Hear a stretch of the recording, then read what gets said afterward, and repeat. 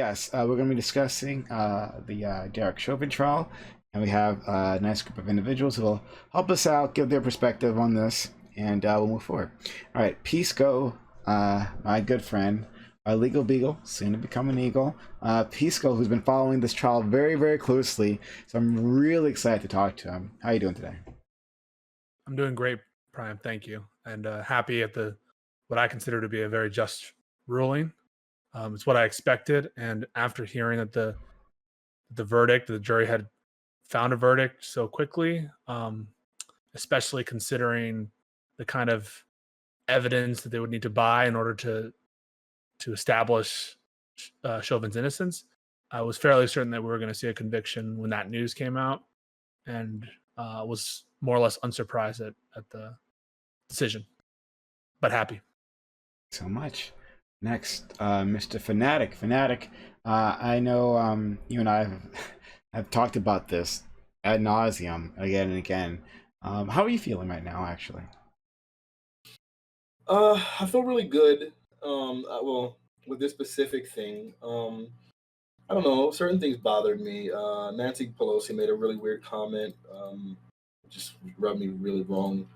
Um, but overall, like regarding just the specific trial and the verdict, I have to feel nothing but excited. Yeah. Okay. Um, well, I guess I'll give my feeling about this. Oh, when I heard, was uh, it was kind of indirect when I heard about the verdict. Um, and I was, I guess, relieved that it didn't go the other way, but uh, I guess I just wasn't jubilant, especially in this moment when, like, what are we talking about? That, well, a murderer um, got is going to be put away. Has been found guilty, but it doesn't bring back the man, and it doesn't reverse all the pain that people have gone through over the last few months, both emotionally and like the physical pain uh, brought on by doing those protests, having the police crack down and show us again why we're out there in the first place, right? It doesn't actually reverse any of that, but for that one moment, relief. Um, but just not much else for me, unfortunately. Uh, hmm. I want to take a second, Prime, to affiliate myself with you and to say when I said that I was happy, Mhm. I think the better word would have been relieved. And I think that I do feel very empty, um, and a little bit sort of exhausted at what happened. And I think it goes to show oftentimes that um, revenge or punishment is messy and often unsatisfying. Um, and so, as happy as I am in terms of the decision here, I totally agree with you with your characterization of not feeling jubilant. And I would add that I feel a little bit empty after what happened. It's funny because you guys keep saying feeling empty. I don't feel empty. I feel really apprehensive still, though. Mm. My biggest concern is because it's not done, right? Like we still have to wait for sentencing. Um, Brock Turner got 6 months. You know what I mean? Like there's still plenty of ways for injustice to happen. And then just listening to a lot of other people's takes on the trial and like hearing like it blew my mind. But there were a bunch of some Republicans that felt like this was a miscarriage of justice, and it's just like you know I don't know what I guess we have to wait and see how this turns out in the end. But like I said, all I can do as far as just focusing specifically on the individual trial, it's like great. Like I'm glad that he was convicted. It's crazy to me that I have to feel excited about him being convicted. Like it's crazy to me that there was a world in which I had to imagine he might get off. Everyone was still considering it. We were all like wondering whether or not he would be convicted, which is crazy considering how obvious this thing was. So yeah, it's a weird place to be. I mean, I'm happy again with that, but yeah, it's and there's still miles to go. Are they going to go back? What? Because remember there were three other officers there. Like, are those guys going to plea out now? Now that they've seen that Derek Chauvin got bodied. Like what exactly is going to happen? Like, there's still so much more. Fanatiq is absolutely correct that this thing is not over in terms of what's going to happen. He mentioned first sentencing. Those of you who are expecting 40 years, even 20 years, I think you're being a little bit optimistic. If what you want to see is long-term punishment, the judge is going to take into consideration the fact that he had no priors. The judge is going to take into consideration a lot of factors. They're going to take weeks to decide on sentencing. I've heard from some people who have some knowledge about this that the average range in the sentencing guidelines something like 12 years. So I wouldn't be sort of expecting over 2 decades or anything like that. And I'm not making any priors or saying how I feel about how long the sentence should be. I guess I don't know what I feel at the moment. Fanatiq was also correct in mentioning the appeal process in what's going on here. The defense has a right to appeal the verdict. They can raise a bunch of legal issues that were decided as kind of a summary matter by the trial judge and raise them in a sort of in the higher court, and then eventually even in the Supreme Court. And that can take years to do. And then finally, Fanatiq was correct to mention the other members of this act, this crime that took place, namely the other 3 officers who have been, to my knowledge, charged with accomplice liability for what took place. And so there's plenty of stuff left to do here. And even if all these are resolved in a way that we feel is right, I think Fanatiq and probably Prime are, there's a limit to their happiness because this is one case. And I'm sure that they can think of other cases where there wasn't justice. And so I'm sure that is present in their minds as well. No one is ready to declare the end of police brutality or excessive force tonight. Absolutely. So why don't we try to get a little structure here and start from the beginning. So in terms of I guess we'll focus on the trial because I think everyone understands how this all started. But in terms of the trial, Pisco, if you could help us out and lead us here. Yes. What were your thoughts on the prosecution, the choices they made?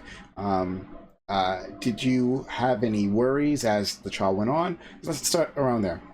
Yeah, and whenever you want to stop in and flag something, Mm-hmm. I'm sure both you and Fanatiq can just interrupt me and I'll stop there for you guys to have a word in. Mm-hmm. So Derek we all seen the video and we all know more or less the facts and circumstances of what occurred on that Memorial Day.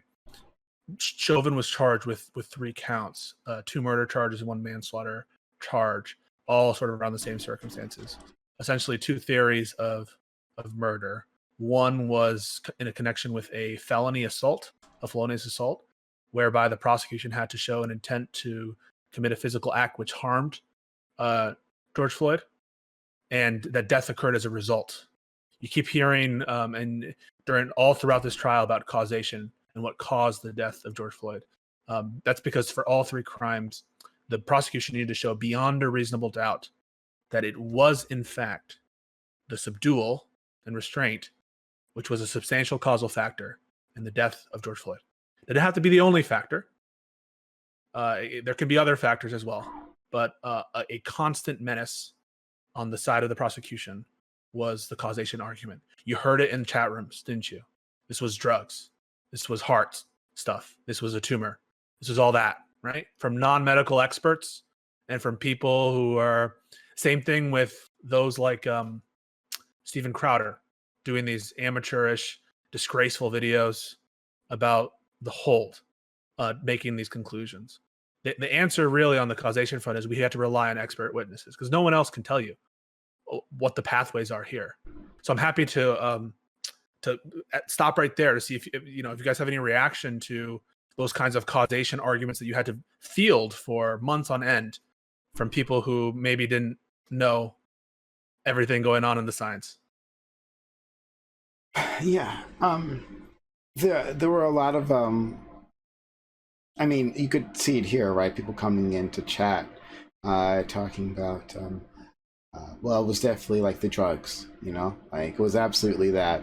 And to be so sure of it, right? And I had to actually check myself, because, like you said, I'm not an expert, right? People who come in the chat, none of us are experts. We're all just kind of working this out for ourselves. So to be 100% sure that it was Chauvin kneeling on his neck, that's what did it, right? It's still tough, right? Like there could be some sort of other cause, right? That he might have that I'm not completely aware of. So I don't want to really spread misinformation like that. But I feel like people were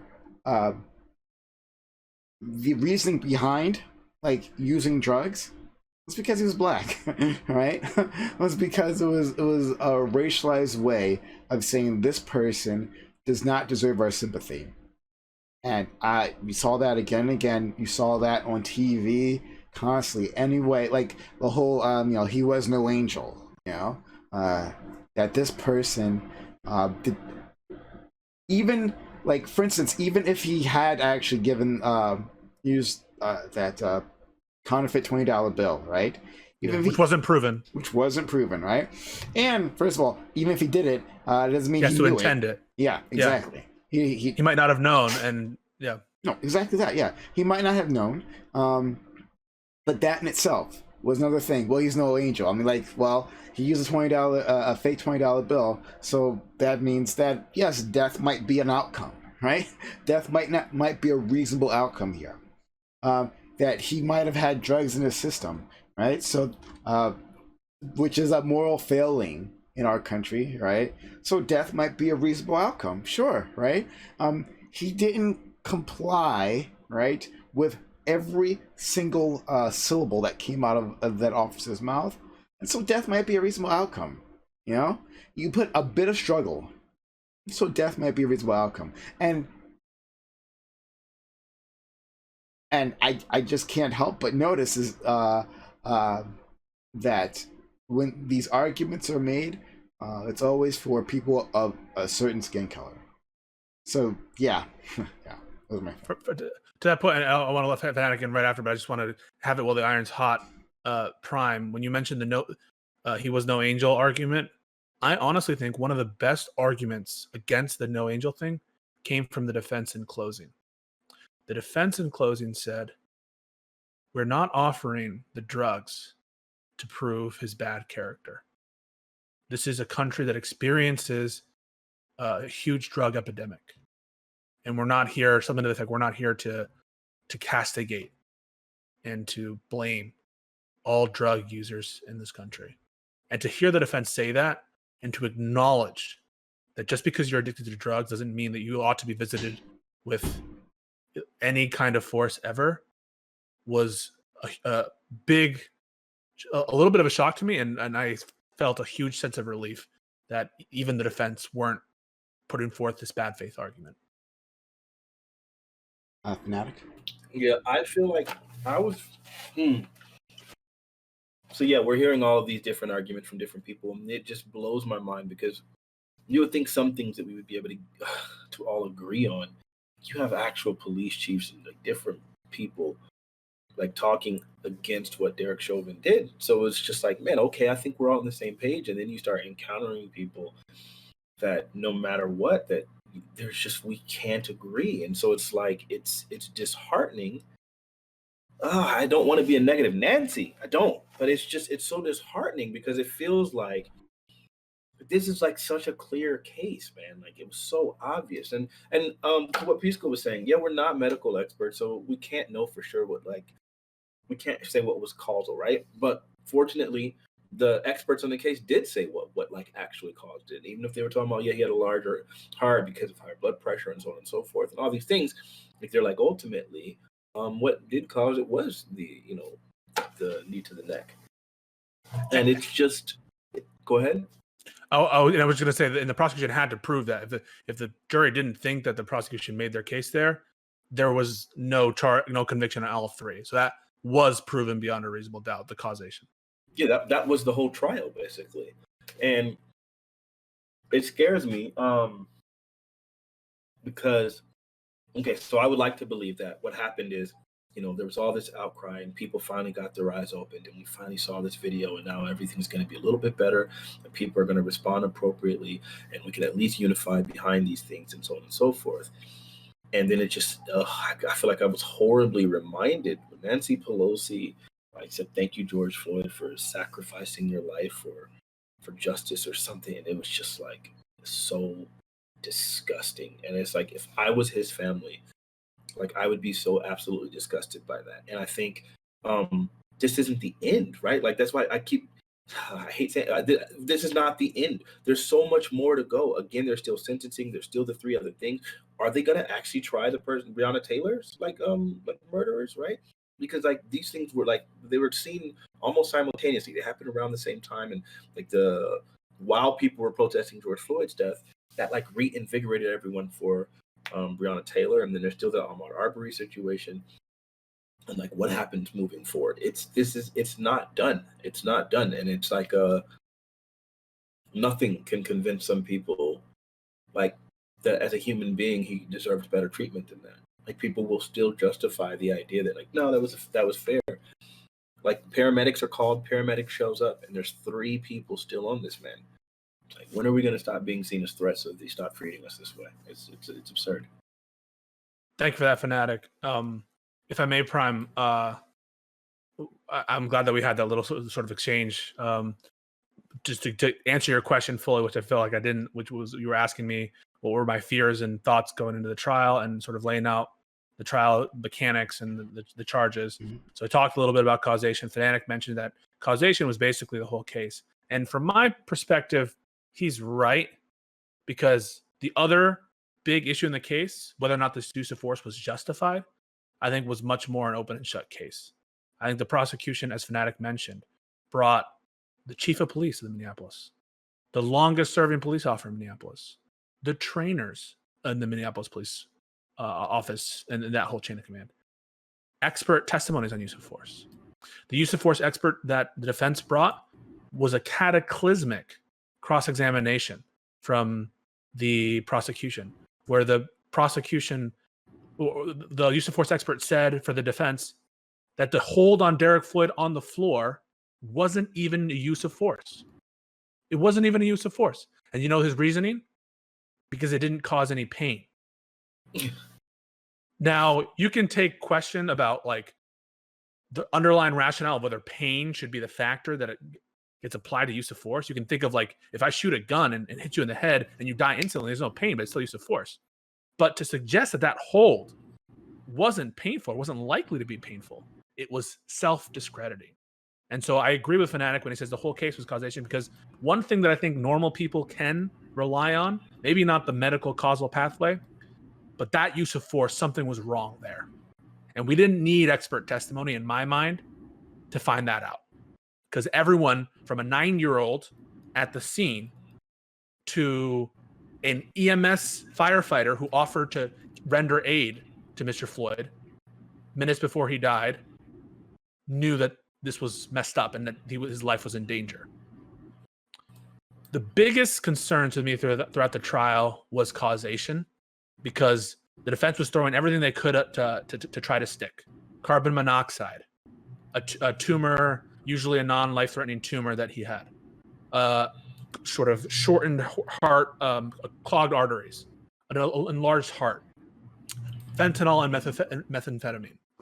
And I was scared that just throwing these in the air was going to produce, quote, reasonable doubt in the minds of the jury.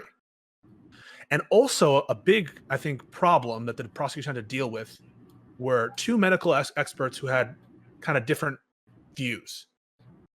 Dr. Baker, the doctor who did the autopsy, was convinced that this was a heart-related incident. He wasn't a pulmonologist, but he was, he said that the subdual and the restraint, he still thinks it was homicide, the manner of death. And he still thinks it was caused by the subdual. But his pathway was, this was a heart arrhythmia brought on by excitement, drugs, and everything else. everyone else on the prosecution kind of focused on another pathway, which was positional asphyxia, that he couldn't breathe. And so it was a fear and a danger in my mind that the prosecution was presenting their own witnesses, which were getting to the same result, right? That they was caused by Chauvin, but they were offering factual theories in the alternative. And I was scared that the jury might reject that and say they can't even get their story straight. And so that was my biggest fear during the actual trial on the causation front. I'll give you guys a little bit of space to talk about. Sorry. No. We can't hear you. Muted. Oh, my bad. I unmuted. My bad. Yeah, I think that was the thing. It's because the trials are always messy. I mean, and justifiably so, right? Like, you don't want people getting convicted inappropriately.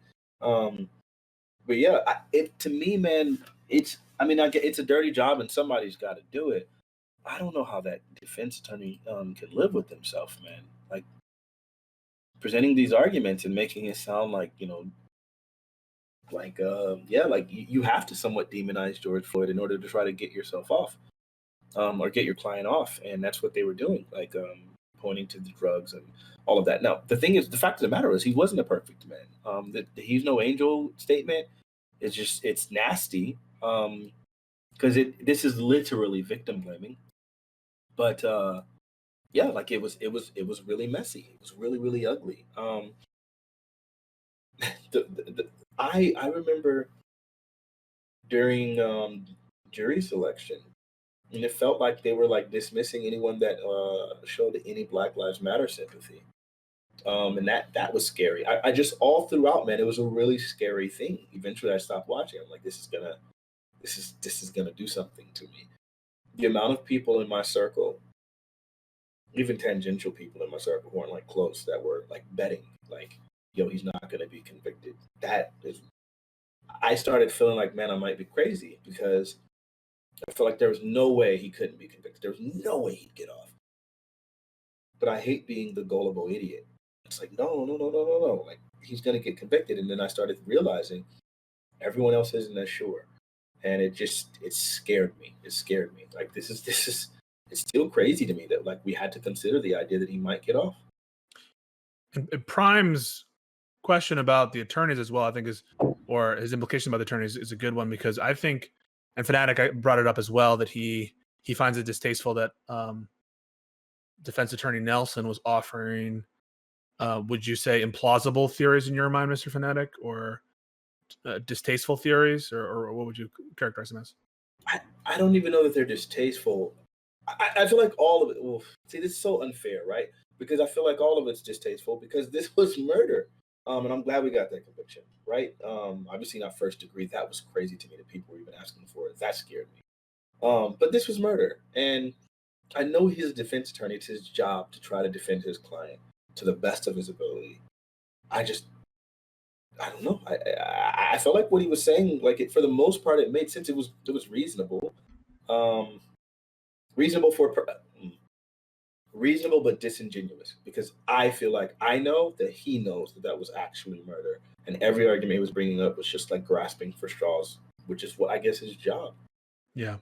Well, I'll have you know, I think that well, I appreciate sort of how you just described that you felt that what you had seen was everything about your fiber of that experience was telling you that these arguments were just wrong, because it was just so obvious. I think that defense attorney Nelson at times was doing a very effective job at raising some doubts.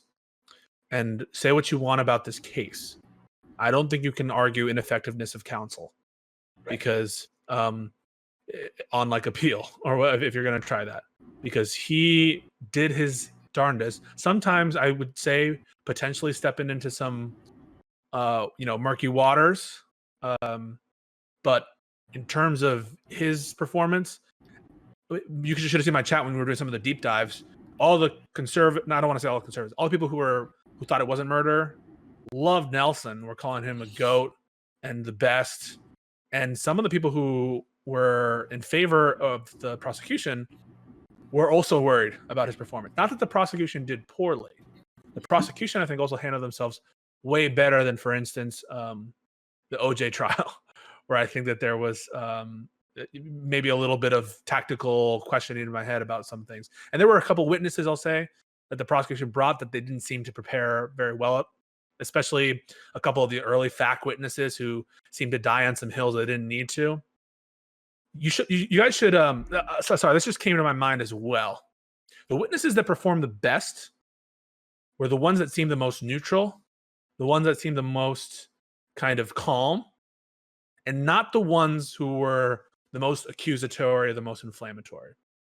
At the end of the case, the prosecution said the following: this is not a prosecution that hates police. This is a pro-police prosecution. And that should tell you a little bit about what the prosecution's goal was here and who they were calling for witnesses. They are calling other police officers. They mentioned at times that praising the bystanders for calling the police on the police. And throughout this trial, I think they weren't relying on abolish the police, the prosecution. They weren't relying on all cops are bad.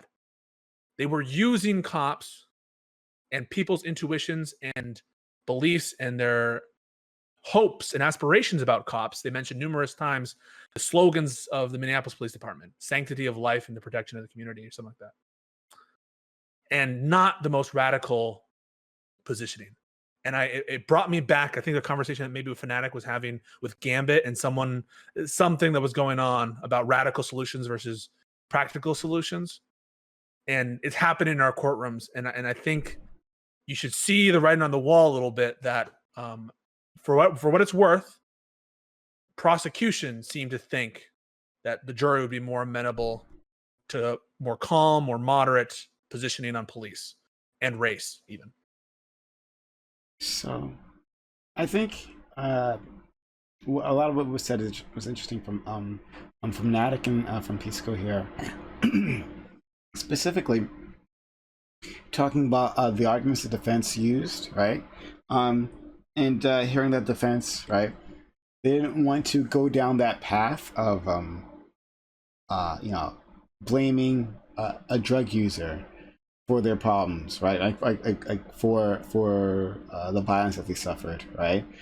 Going down that path, because usually, right? It seems to me that when you have a crime that can be, especially can looked at as like a moral failing, right? The defense will use tactics. I mean, sometimes that seem disgraceful tactics, but just one that would really appeal to society, right? To get the client off. So what I'm trying to say is, like, for instance, in a rape case, like going over like the accuser's sexual history, right? Now, like, what does that have to do with like the fact of the matter, whether they were consenting or not, during this one particular incident, if they had like one partner, no partners, or 100 partners in the past, right? But this appeals to juries, right? This will get a jury to rethink, is this person really trustworthy, right? But on this end, they didn't go down that path, right? Which I think it's actually quite fascinating. And then on the other side, you're talking about the prosecution, like what they feel like is the best strategy. Well, I felt like it's pretty obvious, like what you're saying. Like, why would you put like the entire institute of policing on trial? Like it's just too big. It's too big. Well, yeah. It means nothing, right? Like, instead, no, you focus in that, like, well, yeah, we've got good cops and got bad cops, and like we'll march around these good cops, right, with their credentials, like the chief of police, right, and the longest, tenured police officer, or whatever, and they'll tell you that this one was a bad cop, right? And so once we present all these other facts to you, right, you can safely, right, no matter how you feel about the police, right, you can safely say, well, this one right here, well, he's a bad apple, right? So let's just get rid of this guy, and whatever you feel about the larger state of justice in society, well, that's for another day. I think that's a great point to bring out. No one should take what I just said as an indication. I mean, I think Prime's absolutely right. This wasn't the forum to have those conversations about broader problems with policing. But I think he's right that those are conversations we need to have. And it's part, I think, of Fanatiq's frustration at other people when they are downplaying what he feels is very radical reform. And I think it's part of the frustration that a lot of us feel, and dissatisfaction and the knowledge that this isn't the end of police and race relations in the country. I only brought it up to indicate that it seemed that the belief from the side of the prosecution was that people weren't, that the normal people that were in the jury pool weren't ready to hear that at that moment in the context of this specific case. But I do agree that there are larger conversations to have about race and the role of policing. And I think everyone here on this platform thinks that significant change is needed, even perhaps federal congressional change. But great point, Prime, to bring up. Yeah, and Pisco, the thing is, like, I do want radical change and all that, but like, I think we're all in agreement here that this is that wasn't the platform to do it. Like, there was too much writing on that. But I do think I think that there's a lot of trauma, right, just associated with these events, right? I think the older you get, the more you start to see yourselves in these victims, and even there's some young cases like Dante Wright and Duante Wright, and you've seen like all these other situations that have happened since then. There's one where a cop planted a gun in Kentucky after shooting a guy who was already in handcuffs from a really long distance. And so this is like, it's a small, I don't want to downplay it. It's a small gesture. It's a small gesture and a tiny step in the right direction. But it doesn't do anything to like fix all of the trauma. And I think what's going to happen is we're going to see echoes across the community of people who like expected a lot from this trial, and it's going to hit them like shortly from now.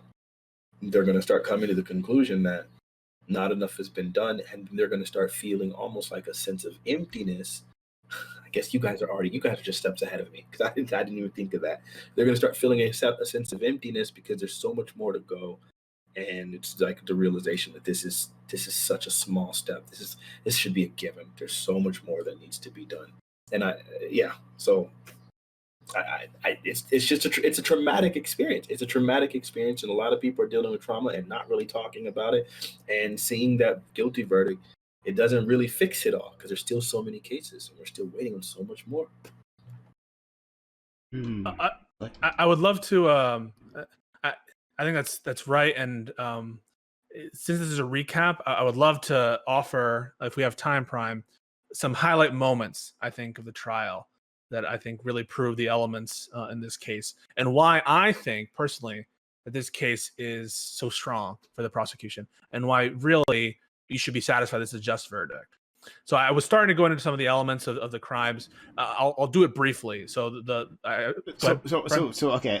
One, do us a favor and can you explain the 3 counts, right? Yeah. So that everyone can understand it, and then go into those elements, please. Yes, absolutely. So second-degree murder. There's 2 theories of second-degree murder. One is intentional murder. Fanatiq was worried that intentional murder was going to be charged. He thought that was a little bit overreaching. He was worried about first degree, which is premeditated intentional murder. There's also another form of intentional murder, which is murder 2, intentional murder. But this was a different type of murder 2, which wasn't intentional, which is probably why Fanatiq was okay with it, called felony murder. That's also a controversial doctrine, where if you have, we talked a little bit about causation. If you prove that that an inherently dangerous felony caused the death of George Floyd, and that he intended to commit that felony, then he's guilty of murder. And so what the prosecution needed to do was prove, one, that George Floyd is dead. They needed to prove this for all the counts. If George Floyd's alive, he's not guilty. So I don't think there's any alivers in the chat or anywhere else. They also needed to prove that Chauvin committed an assault on George Floyd. And that was proved by, one, it was third-degree assault in Minnesota, substantial bodily harm having occurred, and that's subsumed in death. Death is a type of substantial bodily harm. And so once you proved causation, all you needed to prove was that Chauvin intended a physical act that was likely to cause physical harm to George Floyd. And I think there's tons of evidence of that, right? The fact that people are telling him he's not responding, bro. He's not responding, bro. The fact that his own police officer saying he doesn't have a pulse. Should we turn him on his side? No. The fact that he was saying what were his last words? Does anyone you don't need to guess at that. I can't breathe. He would say it multiple times. My stomach hurts. This hurts. Everything hurts. So that was circumstantial evidence to the intent. You obviously can't read his brain. You can't read anyone's brain. Whenever you're proving intent, it's always with circumstantial evidence. And so that's why I felt it was a strong case that you don't need to prove that Chauvin intended to harm him, although I think there's plenty of evidence for that. You just need to prove that he intended to do a physical act which harmed. And given the 9 minutes and 29-second hold, I think that's plenty of circumstantial evidence that he intended that. That's for murder 2. Murder 3 still has the causation element. George Floyd still has to have died, but now you have to prove a different kind of intent, a reckless indifference, sort of a depraved heart, sort of reckless disregard of an eminently dangerous act, evincing a depraved mind with no regard for human life. Very similar evidence that's proving the assault, and the intent on the assault is proving this recklessness. The fact that they're told that the prone position is dangerous. The fact that the whole time he was complaining. Again, some of the similar evidence, you can see how one conviction might collapse into the other conviction. And so that was murder 3, which carries a lower sentence. There's some controversy about it seemed in my eyes that murder 2 was easier to prove than murder 3, based on the mens rea standard that's applied to each. And then finally, the manslaughter charge is almost like a less form of reckless. The act is a little bit less reckless, you might say, or it's just criminal negligence. And so there's no malice associated with it. And so I already told you about why I thought the intent was so clear, why he either intended to insult or he was recklessly indifferent about death occurring after the commission of an intentional act which evinces a depraved mind. One thing that could have saved the defense is if this use of force was justified. If the use of force was justified by police policy, or it's something that a quote objectively reasonable officer would have done in his shoes, then that's a complete defense. He's innocent. And that's why the use of force experts were relevant, and they had to bring people to combat that defense of justification.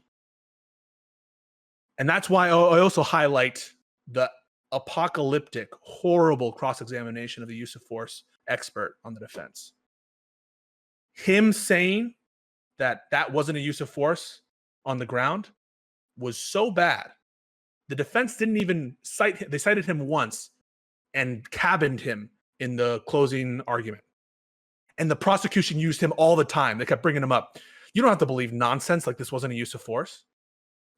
And so I think the totality of evidence, the huge bulk of evidence, all the cops saying, they might differ on a little bit here or there about how dangerous the prone position is, about was it reasonable to put him on his back or not? They might quibble and have little difference and variations on some of the stuff, but they all came to the same conclusion. This is not taught. This is not proper. This is not what you were trained to do.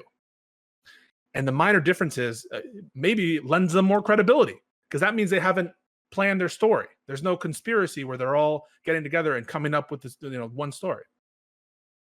So there you go. And the last thing I'll say is a highlight knockout for the prosecution. Dr. Chauvin. This was a doctor who gave them the causal pathway. They brought him a bunch of doctors to say what it wasn't. They brought in cardiologists to say it wasn't a heart condition. They brought in toxicologists to say it wasn't drugs, because he wouldn't have died that way. You would have gone to a coma, but you wouldn't have died in agony after a lot of time. But Dr. Chauvin was their pulmonologist, who was absolutely unimpeachable on cross-examination. The defense looked like the junior varsity trying to cross-examine him. This is a guy who wrote the book on breathing. He has like decades and decades and decades of experience in emergency rooms. in research. This guy was their ace in the hole, and you know it because everyone talked about him in closing. Prosecution brought him up every minute, it felt like, and the defense knew they had to discredit him, so they brought him up a lot too. If anyone thinks that this is like an obvious case of drug overdose, tell them to watch the Tobin direct and cross-examination, and tell them and ask them how they feel after that, because that was powerful testimony. I think the highlight for the prosecution. But Pisco, I think that somewhat highlights, I think, a lot of my concern, right? It's because when there was the Rodney case trial and there was all of that outrage over everything that happened, because it was the thing that made that case so specifically pivotal was the fact that had happened, like it was caught on film. We could see it with our eyes. And so then it was just like, okay, so now you can't say that we're making this up. You can't say like any of this. Like, this is very obvious to us. But there was such an insane preponderance of evidence, and we still felt uneasy because in so many cases outside of that, the opposite has happened. And so now it makes me feel like if we don't have an insane preponderance of evidence, we're not going to get another conviction because like the bar is so insanely high. So that's why it's like I can be thankful that we got the conviction that we got here, right? It's just a good thing. But and we have video of everywhere, right? This is a case where there's so much video from every angle that you can use. And in the Rodney King, I think we only had I don't even know what just the one tape. Yeah, the one video from the gas station, but it was still so painfully clear. It was just like, yep, okay, so there's no going back on this one. We all see what this is. This is what we've been complaining about. And there's been plenty of people who have made the statement that police brutality isn't like on the rise; it's just being filmed, or racism isn't on the rise; it's just being filmed. And it's a great point. We had such an insane amount of evidence. I just don't know that it's going to result in. And we needed it. Is that your point? Right, that's my point. We needed it, and if we don't have it in the future, we will not be able to get the same outcome. That's scary. Yeah. Okay. It was a question I was going to ask to Pisco. On assessment, like how important was the video? Like you can imagine this case, right? Being brought up just with eyewitness testimony. Do you think that there was any way we could have gotten a similar verdict in that world? I think you can make a strong, compelling argument that this trial was won at opening when they showed the bystander video. Because seeing that video, I believe in rationality. I believe in logic.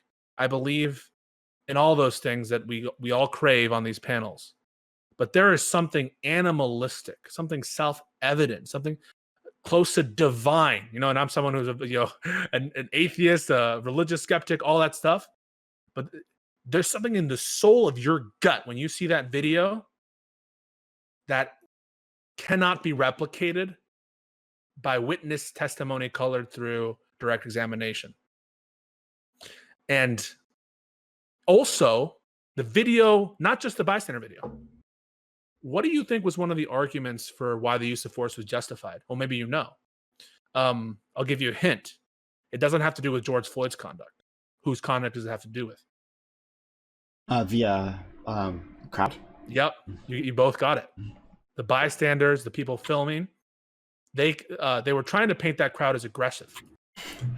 And there were, I'll tell you that, there were minorities in the crowd, and I can see, seeing the video and the pictures though of them not just observing and being concerned and doing what we would want. I would feel bad if no one stood up. Imagine if you just walked by, like it's New York, and I know in New York we see like terrible shit all the time, and you don't say anything. What would you think of yourself if you didn't in that moment stand up and say something? And the jury, because they were able to see not just the bystander video, but the body cam video of the officers looking up at the crowd and knowing that this crowd wasn't a violent crowd. This crowd wasn't on the edge of going crazy. This crowd, rather than do anything, called the police. And that's not the only video that mattered in this case as well.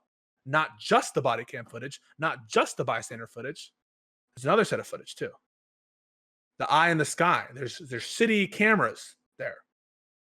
And those city cameras were observed by dispatchers in real time, or I think it was a police officer in real time. And the police officer did something unprecedented in her career.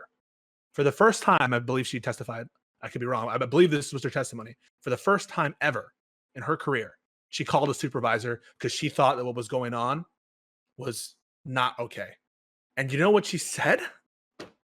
According to what I think I heard, I don't want to be a rat, but I don't want to be a snitch. And you see some parallels, I think. I'm not saying cops are criminals. I'm not saying that they're the same. I think cops in the main, right? The purpose of policing is it can be very noble. But to see that terminology used, like, I don't want to be a rat, but it reminded me of The Wire, where you see the parallels in like the structures of both the gangs and the cops. And this aversion, this blue shield to testify against your officers, I think was partly broken because of the video. And how obviously, apparently, grossly excessive the use of force was. And so I think video is highly, highly significant here. And, if we didn't have the video, I think conviction would be much less likely. Much less likely. Now, there were a couple things got on camera that helped the defense a little bit. The initial arrest, but even the initial arrest, there are questions about the use of force there. The guy who comes to the car starts out holding his handgun to the side. You can see the terror in George Floyd's eyes. And I don't know that even the quote unquote good images, the good video for the defense, I don't think it made them look all that good, especially knowing what was coming down the line, which was the bystander video. I think using the crowd that way, I think you could argue that was like a racialized offense, like I was alluding to previously with like the drugs that they didn't use, right?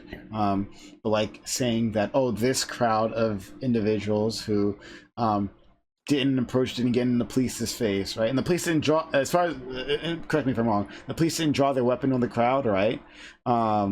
It's just, a crowd that was concerned, but saying that I felt threatened by them. Even seeing George's face when, Derek's face when he's like smiling at the crowd, right? But I was threatened by them. See, that right there, that's racialized in my mind.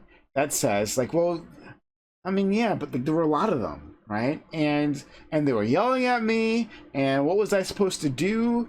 And also, and they were playing their rap music, and so yeah, I had to shoot. Like this, it sounds very familiar to me. That kind of reasoning, and so like I'm glad that went nowhere. It could have, again, without video showing, right? Because if it was just from one perspective, then from the other perspective, the cops could say, well, yeah, what I saw was a dangerous crowd, right? And I just, that interfered with my logic circuits, right? Yeah. It's a good point. Three things to say to that. One is they eventually defined what a crowd is, or they tried to, and the defense put forth that a crowd is two or more people in one place for a similar purpose. So I thought that was funny. But I want to comment on two things that you mentioned. One is you said like they didn't use the drugs to the extent that you think that they might have in other cases, and you were happy about that. Mm-hmm. I will say they did use the drugs for some stuff, and they did use the drugs to try to prove that he was suffering what's known as excited delirium.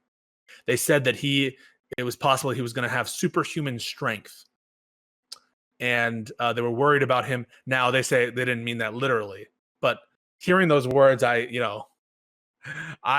immediately just scoffed and think that this is bullshit. Mm-hmm.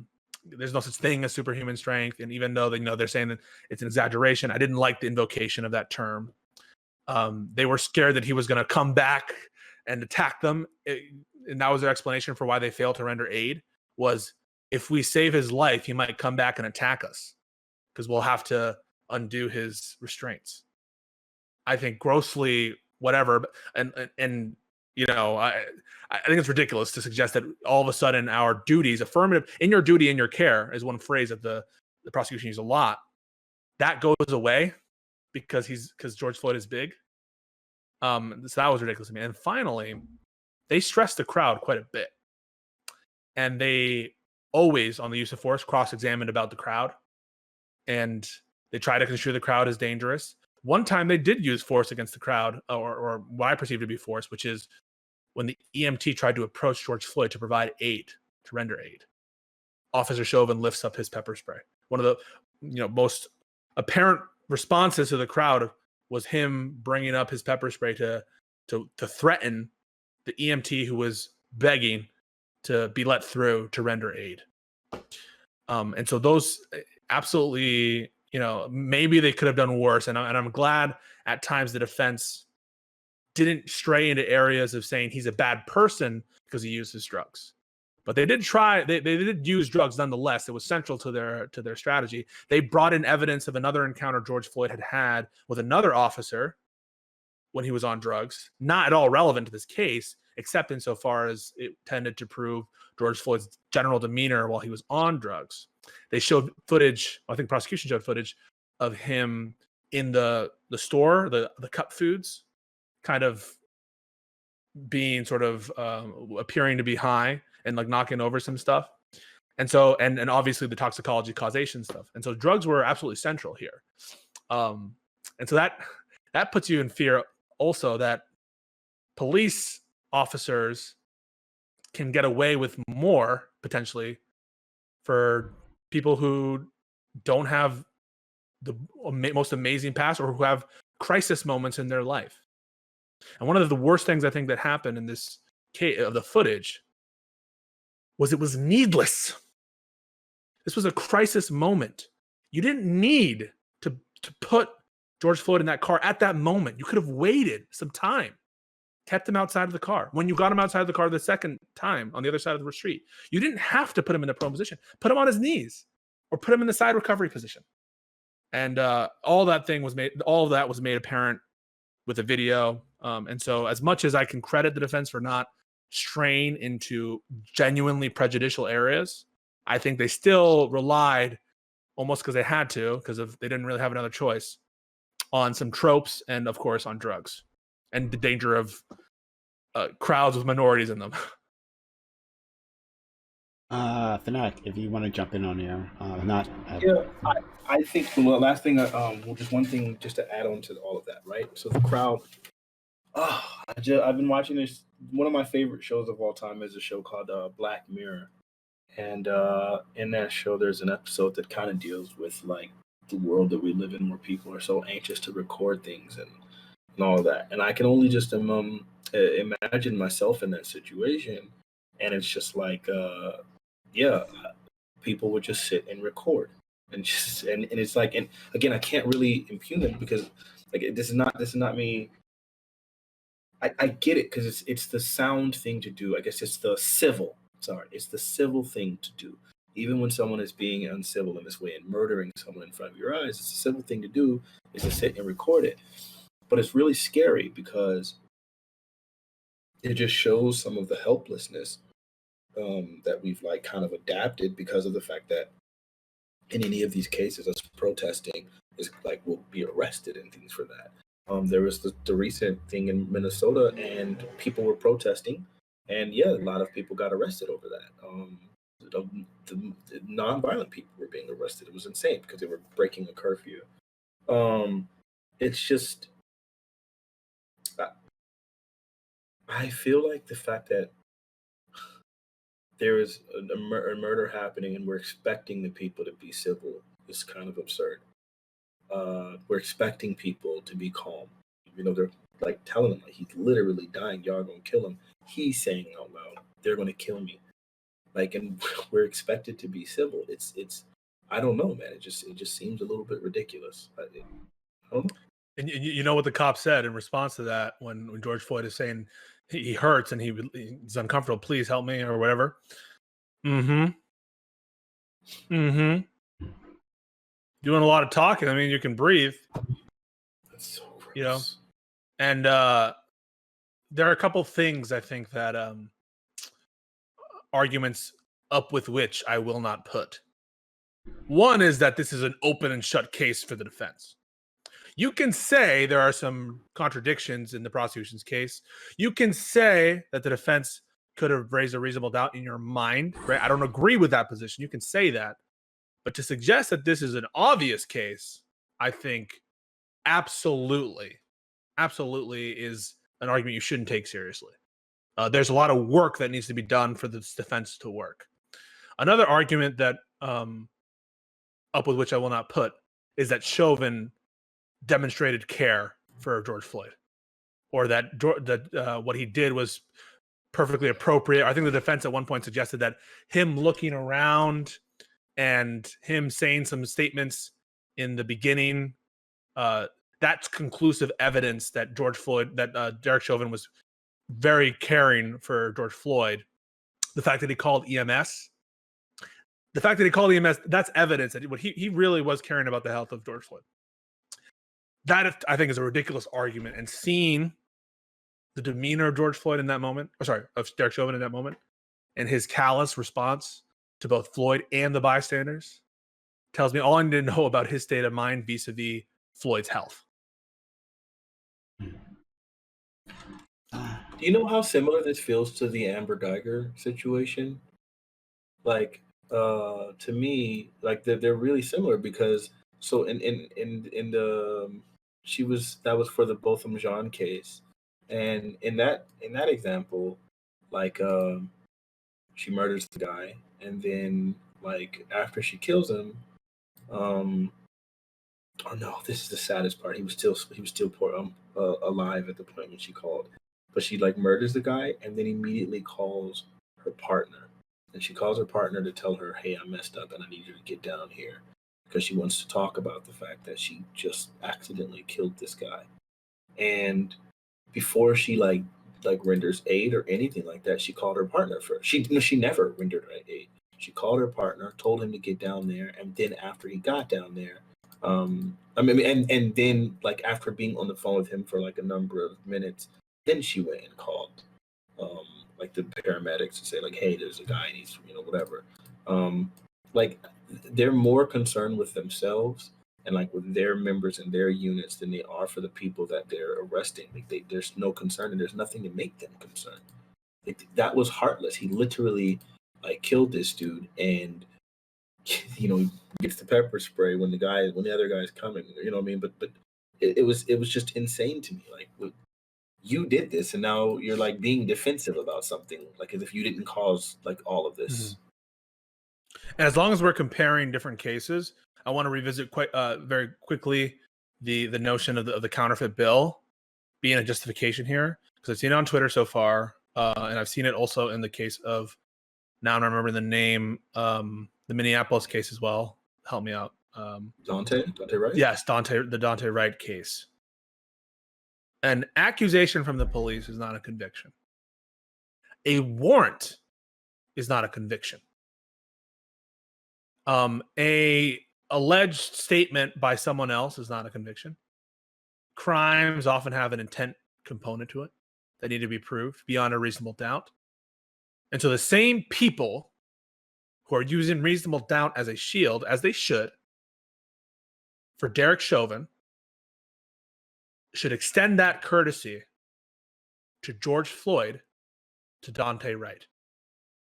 The punishment for whatever crime Dante Wright committed was not death by shooting.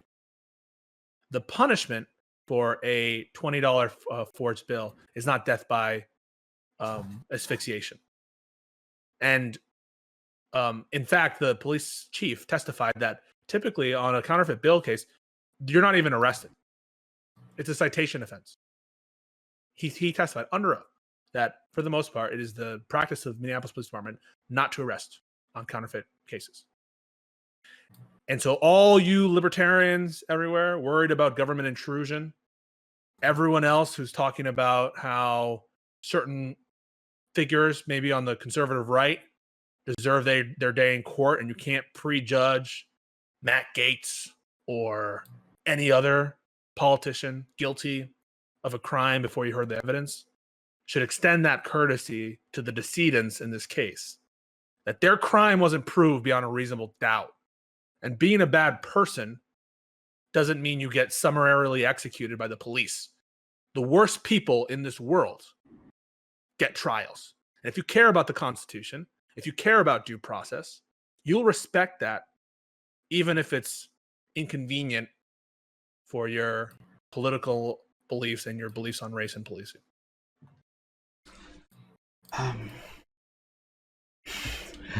I think there was a lot there, especially about individuals who this double standard that goes in for the victims of police violence, right? And especially when they're of certain skin color, but not always, but still, that the state's use of force is correct, right? Like, I give the benefit of the doubt to the cops when they have decided that this person is a threat or is in some way impeding public affairs, right? I'm thinking of a case that just happened, right? A African American man arrested in not Minneapolis, somewhere else, I believe. A guy has a cross. Comment section, help me out with this. A guy is like carrying a cross, and he might have been blocking something, right? Like blocking a road or something. But anyway, a bunch of police surround him, try to arrest him, and then one of them just starts wailing on him, right? Just starts punching him. And then the thought that went on through that policeman's head, that like this is an appropriate use of force, me punching on this guy, right? And there's like 4 or 5 police officers on this one man, right? Like 4 or 5 of them, and they and just to start wailing on this guy, and like this is appropriate use of force. And then others who will inevitably tell me, right, like, no, this makes sense. No, this makes sense. This is how policing is done, right? Now you beat the crap out of people for blocking traffic at best, maybe, right? Like, yeah, sure. This is something that you do. And so and then when someone dies, right? Didn't comply. You didn't comply. Once again, the state is correct no matter what it does, right? You didn't comply.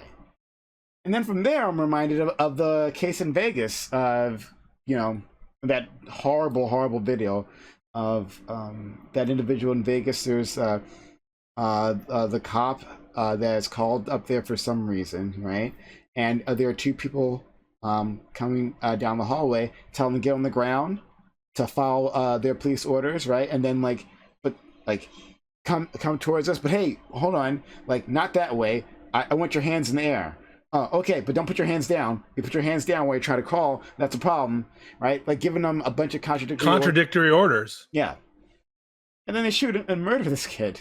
And they take his life. I believe that guy got away with it. The police officer, if I'm not mistaken. He got away with it. But again, this saying that the state is correct, no matter what it is, and you didn't follow orders, it kills me.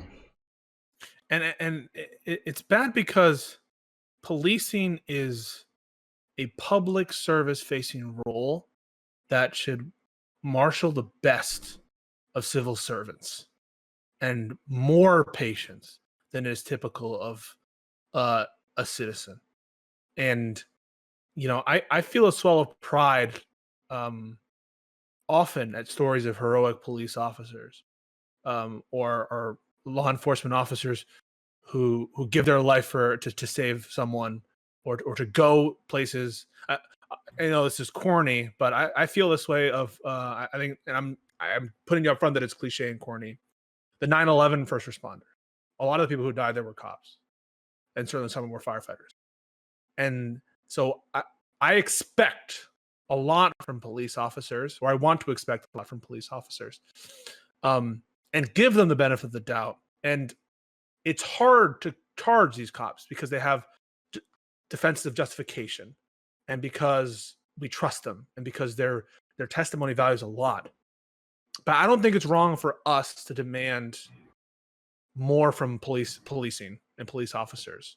It doesn't mean that we have to, throw out everybody and castigate everybody. But it does mean something isn't working and reforms are needed. And so I totally buy your frustration, Prime, when you have these inexplicable instances of cops. And you understand that it's high stress situations, but offering contradictory orders and then shooting people, that seems like we're not doing our best at training or at maintaining the quality that we should expect from these civil servants. So speaking of that on police defenses, and I'm literally seeing this in my chat like right this moment, right? Would it be better? Is it necessary, right? That we take away this justification of I feared for my life, not just from police, honestly, just from people maybe. Let's just talk about police, but like police saying I fear for my life. I mean, I had to. There was no choice about it, right? And by fear for your life, it's not that there was a gun pointed at my face and guy's gonna pull the trigger. A guy was going to pull the trigger. It's that they might have been reaching for a weapon. I didn't see a weapon, but they reached to the place where weapons often are, and so I don't even take the chance, and I'm gonna blow you away. Because what's more important is not that I protect the public, but I protect myself, right? Because you reminded me this talking about 9/11. I think it's a very interesting example because that's when people were putting their own lives on the line, right? Like going there with that wreckage, with the smoke, with the confusion, and yes, people died there, right? People died, but they put their lives on the line, right? Because they were like, my life isn't as important right now. I gotta help others. That's what I'm needed to at this moment. Cops, right? Protect and serve. Protect and serve. But it seems like how they actually operate is that my life matters the most in any particular situation, right? And the moment I feel threatened, and anything can make me feel threatened, I get to respond with lethal force, and I'll sort it out later. Fanatiq brought up Breonna Taylor in this context as an example here, which I thought was very astute of him to do, because one of the reasons that those cops, the ones who were determined to have killed Breonna Taylor, haven't and almost certainly won't be charged, is because even though they shot their guns at Breonna Taylor, even though it was determined that they killed Breonna Taylor, even though Breonna Taylor, as far as we know, and I think all evidence points that she's innocent of anything. I don't know that there's any evidence that suggests that she was. No one has said that she appeared to be a threat, or sorry, that she had done anything illegal or done anything wrong. We know all that, but the prosecuting attorney determined that the use of force was justified because it's what an objective or reasonable officer would have done in the same shoes as those officers. Now, I think there always needs to be a defensive justification for police because we need police officers to do what would otherwise be an assault. Sometimes they need to tackle you, and they can't be held criminally liable for tackling you when they need to tackle you. So a function of having police officers and a working system requires there to be a justification defense against criminal prosecution. However, does that justify the fact that the cops were there initially at the time they were? So there's conflicting evidence about whether or not the police knocked in the Breonna Taylor case. There's conflicting evidence about the no warrant, or maybe there isn't anymore, about whether or not there was a no-knock warrant issued in that place. Certainly it was done in the middle of the night, I believe, or at least at some time where it was very dark. These kinds of decisions, and also decisions not touching on criminal liability, such as having very extensive protections in the terms of qualified immunity for civil cases, are policy decisions about that protect police, and in many cases, I think arguments can be made make them more likely to be in bad positions or to make bad decisions. And so I think we need to help our police make the right decisions by either incentivizing them properly, getting rid of some of these techniques or methods that we think are harmful, by ensuring compliance, by having police, body cameras everywhere. Although I'll say it's not enough to have body cameras. And one of the things that was argued by the defense in this case was, well, he didn't have an intent to assault anyone or an intent to do this physical act that's so depraved because he's wearing a body camera. A rational police officer wearing a body camera would never do anything wrong. It can't be enough to have the body cameras there. There needs to be more.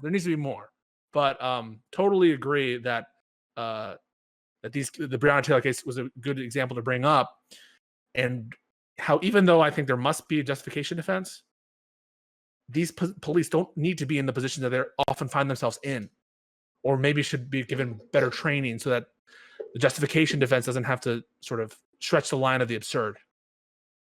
Well, I want to point out though, like, for everything that you're talking about right now, about like needing for possible, maybe some reforms to help with qualified immunity and things like that. There's a bill right now on the House floor named after George Floyd. And it didn't seem like a lot of people are talking about it, at least not on CNN or anywhere that I was looking at the time. But that should be being discussed right now, because I think what better way to honor this guy than to make sure that pass this legislation that would actually start providing some sort of safety net, or some sort of reform so that we can actually start moving forward with positive legislation to heal. The president brought it up. The president and the vice president, they had a statement. Great. Yeah. Thank God. Yeah. And I will say, I'm sure Fanatiq knows more about this legislation than I do.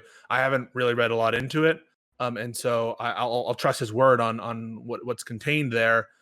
I will address some common. I will ratify what Mr. Fanatiq says, which is to criticize this bill. I think you should be familiar with it, and that's why I'm neutral right now, because I don't know what's in the bill. But I think that if you're going to come at Fanatiq for that, you should know what's in the bill that you're criticizing. Doesn't mean you have to know every detail, every line. Doesn't mean you have to know every section. Some of these bills are really hard to read because they're just like, edit this section in U.S. code, whatever, right? No one's asking you to become a legal expert. But there are articles and analyses that debrief this in easy to break down language where you can know what are the general provisions of the bill. That's all Fanatiq is asking for. And then number two, don't make the perfect the enemy of the good. Those of you who say, well, there's a limit on what the federal government can do because it's all state law. That's true, but the federal government kind of wags the dog, right? It's the tail that wags the dog. Not always, right? But federal regulation often is a precursor for states following similar lines. That's been true of drug regulation. I'm sure if they decriminalize marijuana, that'll be true of a lot of states as well, who will see the writing as well and they'll have a justification.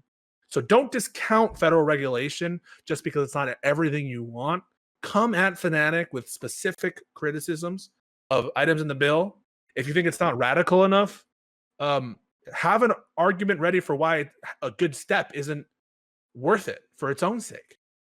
And so I'm glad that Fanatiq brought up that legislation, and I hate to see kind of those tired arguments about, well, it's not enough. This is lawmaking, buddy. We have a thin majority. Go ahead, Fanatiq. I'm sure you have a lot to say on that. I mean, that's it. I think because there's so much reform to be happening. I just totally agree with everything you're saying right there.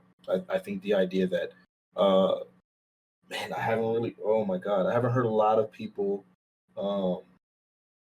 There's not too many people speaking out against the bill. I just remember seeing it in articles originally, and then just whatever. But ultimately, I think most people, I've yet to hear a person criticize the George Floyd bill for its merits alone.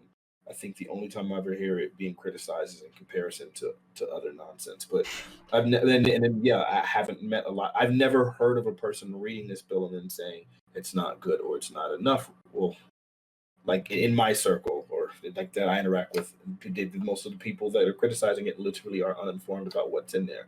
And I think if we're all going to be talking about George Floyd, like, again, the bill is named after him. It's inspired. It's like it's literally inspired from the movement that his death caused or his murder caused. So we can now say his murder. Yeah, for sure. Thank God. And I just think this is the time. Like we should. This is the time to really be talking about it. This is the time that maybe we can actually get some meaningful legislation using it. I think it's important. So okay, so I'm gonna push you again, Pisco, because I think you kind of avoided my question a little bit. And maybe sure. it's unfair. This might be unfair to ask of you. But with that police defense, right? Should we, and maybe this just involves like us as a society telling police what exactly we want from them, right? Because maybe that's actually kind of confused right now. But to say that it can't simply be that you believe your life is in danger, right? Because at that point, like you said, we don't know what's in your head, right? And the benefit of the doubt will go to the police any which way in these cases. We know that, right? My life was in danger, so I had to pull the trigger, right? Yes, like I didn't actually see a gun, right? I might lie about that. I lie about that, as we saw with the that latest case with the 13-year-old, right? Saying that there was a gun, there was no gun. I might lie about it, but in the end, if I can say, look, that cell phone in his hand looked like a gun, so I had to blow him away, right? Should that be allowed anymore? Yeah, I'll answer the question. So one is I hear your frustration at it being sufficient for a cop to claim, maybe as you imply, in bad faith or as a pro forma matter, my life was in danger, and thereby totally escape liability for what otherwise would seem like a very cold-blooded offense or a very awful thing to happen. I'll remind you, however, of two cases. One is Trayvon Martin. George Zimmerman was found not guilty of the death of Trayvon Martin. George Zimmerman wasn't a police officer. That was self-defense. That was the doctrine of self-defense. And maybe we ought to revisit self-defense in some cases. Maybe we ought to impose a duty to retreat in certain places. Because I'll tell you where self-defense is going to come into a Twitch panels and lost student streams near you. What's the next case? I don't know if it'll be broadcast, but it'll be Kyle Rittenhouse. And he's not a police officer.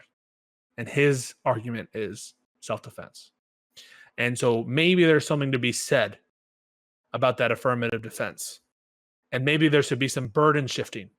I believe in the case of Derek Chauvin, it was the prosecution's duty to prove beyond a reasonable doubt that this use of force was not justified. Maybe you would appreciate a world in which the burden of proof was on the cops. That the cops have to prove that the force was justified. That would be a significant change. That would be a very, very significant change. I don't know if that's true across. I don't know what the normal rule is or what. I believe the judge said in this case. I could be wrong about that. But if there's a question of burden shifting, maybe you think that the cop situation should be more like an affirmative defense, like in the self-defense case. And maybe you think self-defense in general should be revisited in certain cases. But I think it's a valid concern that you bring up, which is these kind of bad faith pro forma or whatever you want to call them, mere claims of my life was in danger, and now a huge amount of burden on prosecutions who are already incentivized to have good relationships with the cops and all the evidentiary problems that everyone knows about already, and to prove it now on the basis of what seems like a bad faith invocation of that justification. So I hear the concern. I maintain that there has to be some justification defense. I maintain that there has to be some self-defense, perhaps, but that doesn't mean that these doctrines, as they are, ought to be that way. And perhaps someone who smarter than me or more conscientious than me could recommend those reforms, and I would be open to hear them. All right, fair enough. And before we move on, I have some other questions for you. Fanatiq, what do you think of what I said? in terms of changing that defense, right? Because yeah, we've seen it so many times. I don't have to like lay out these cases for you, where cop just has to say that they felt threatened, right? He moved too quickly, right? He put his hand somewhere I couldn't see, and so I assume. And again, I want to make it clear about something. Is that it's not that I don't actively understand that cops are doing a dangerous job, right?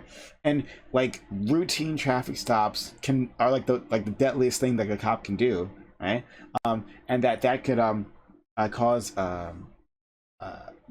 like people die because people do react like, oh, I have a warrant out for my arrest.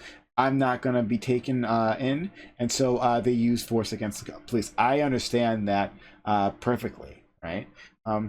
But if you can't even visually confirm, right, in broad daylight, visually confirm that the person even has a weapon, is drawing a weapon on you, right? And it's like, well, I have the slightest bit of fear. I'm just gonna load on this guy, right? And we'll work it out later. But what do you think of that? You're muted. I just remuted myself again. I think it's complete garbage, and I do think that it's something that's abused. And I like the idea of innocent until proven guilty, and I like there being some obviously I forget the exact verbiage that Pisco's using, but them having being able to say like, this is part of my job and this is why I'm doing so on and so forth. However, I love that like what's in that bill is specifically them shifting the burden from reasonable to necessary for use of force. And I think that's beautiful because there's plenty of examples where I can see what's reasonable is like any person can say in so many different situations where it's like, man, this cop is like dealing with whatever unsavory individuals, and he literally, legitimately feared for his life, and that's cool. But in order to kill someone, then it had better have been necessary, and I think moving it there, I think that's like humongous in like the form of the law. Like that burden of proof is actually the two differences are pretty significant. I think that's beautiful. And that would be in the doctrine, I'm guessing, Mr. Fanatiq, of qualified immunity. And the causal pathway there is having a higher civil standard for qualified immunity that might change behavior because people will be more incentivized to avoid being sued. They might change their behavior meaningfully. And so even though it might not be in the context of criminal liability, having a difference in civil liability could change behavior. I want to address another argument that I hear often, which I think is either confused or in bad faith, that because the number of police killings each year is relatively low compared to the total deaths that happen, therefore this isn't even item number 20 on our list of things because people die of other causes. I would submit to the Twitch chat and to everyone watching that you can't measure the damage done to our societies by these unjustified killings and abuses of force by merely the number of lives lost. One of the reasons is because there are other kinds of excessive force that don't result in death. So for one, there were big protests in the summer. One of the weird, maybe not weird, but one of the rises of excessive force in this context, in these protests, was against reporters. That they would just, some cops would come and and a lot of settlements were had with these reporters because the cities knew that this was totally unjustified. They had press badges, they were visible, and they were just getting beaten by police officers. That's not a death. That still weighs heavily on our societies. In this context, on freedom of speech, on criticism of the government, foundational values and principles that we live on. And then second, even if you were just to look at the deaths and only the unjustified deaths, and we could say that's a small universe of cases every year relative to the size of the population. Sure. But the damage done isn't just the lives lost, because obviously those lives lost affect others, one, in the immediate circles. And second, there is reputational cost. There is emotional cost to all of us. There's a loss of legitimacy, a feeling of fear that you can't quantify simply in the lives lost. So this is not a problem merely of lives lost. It is broader than that. And we shouldn't denigrate it by comparing it to heart attack rates and cancer rates. They're both problems, but it's not just lives lost. And I think the response, the proof is in the pudding. That the response is big precisely because people feel it's a big problem, and that's evidence that it is a big problem. Pisco, you're spitting so many facts here. Oh, it's so good. I love everything you said here. This is exactly what we've talked about on this channel many times before, because we'll have certain individuals who will come here and who will quote the stats in terms of the numbers, right? And yes, the numbers actually aren't like that huge in and of themselves, right? But okay, just talking about the deaths for now.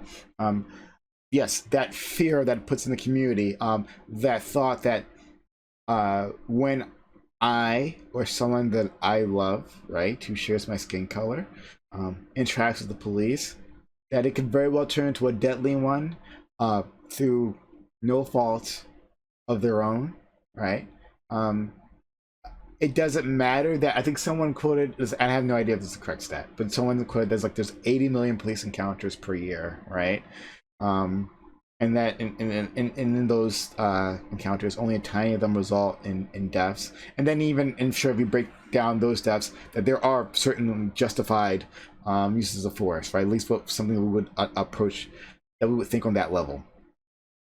But when you feel that the state, there's something different about state violence, right? Because you can't respond, right? Like, it's not like I can get my friends, right, and we can go take care of this. No, we can't do that. That's not a thing that can happen, right? This is supposedly legitimate power being used against you. This is terrorizing communities, right? This is and I'll bring this case up because it still pisses me off. A white woman in Central Park calling the police because she feels threatened because a guy asked her to put like a dog on a leash or some shit like that. Or a prosecutor and a former president accusing 5 innocent people in Central Park of a crime that wasn't committed by them, and even after their innocence is proven, not rescinding that statement. A lot goes on in Central Park.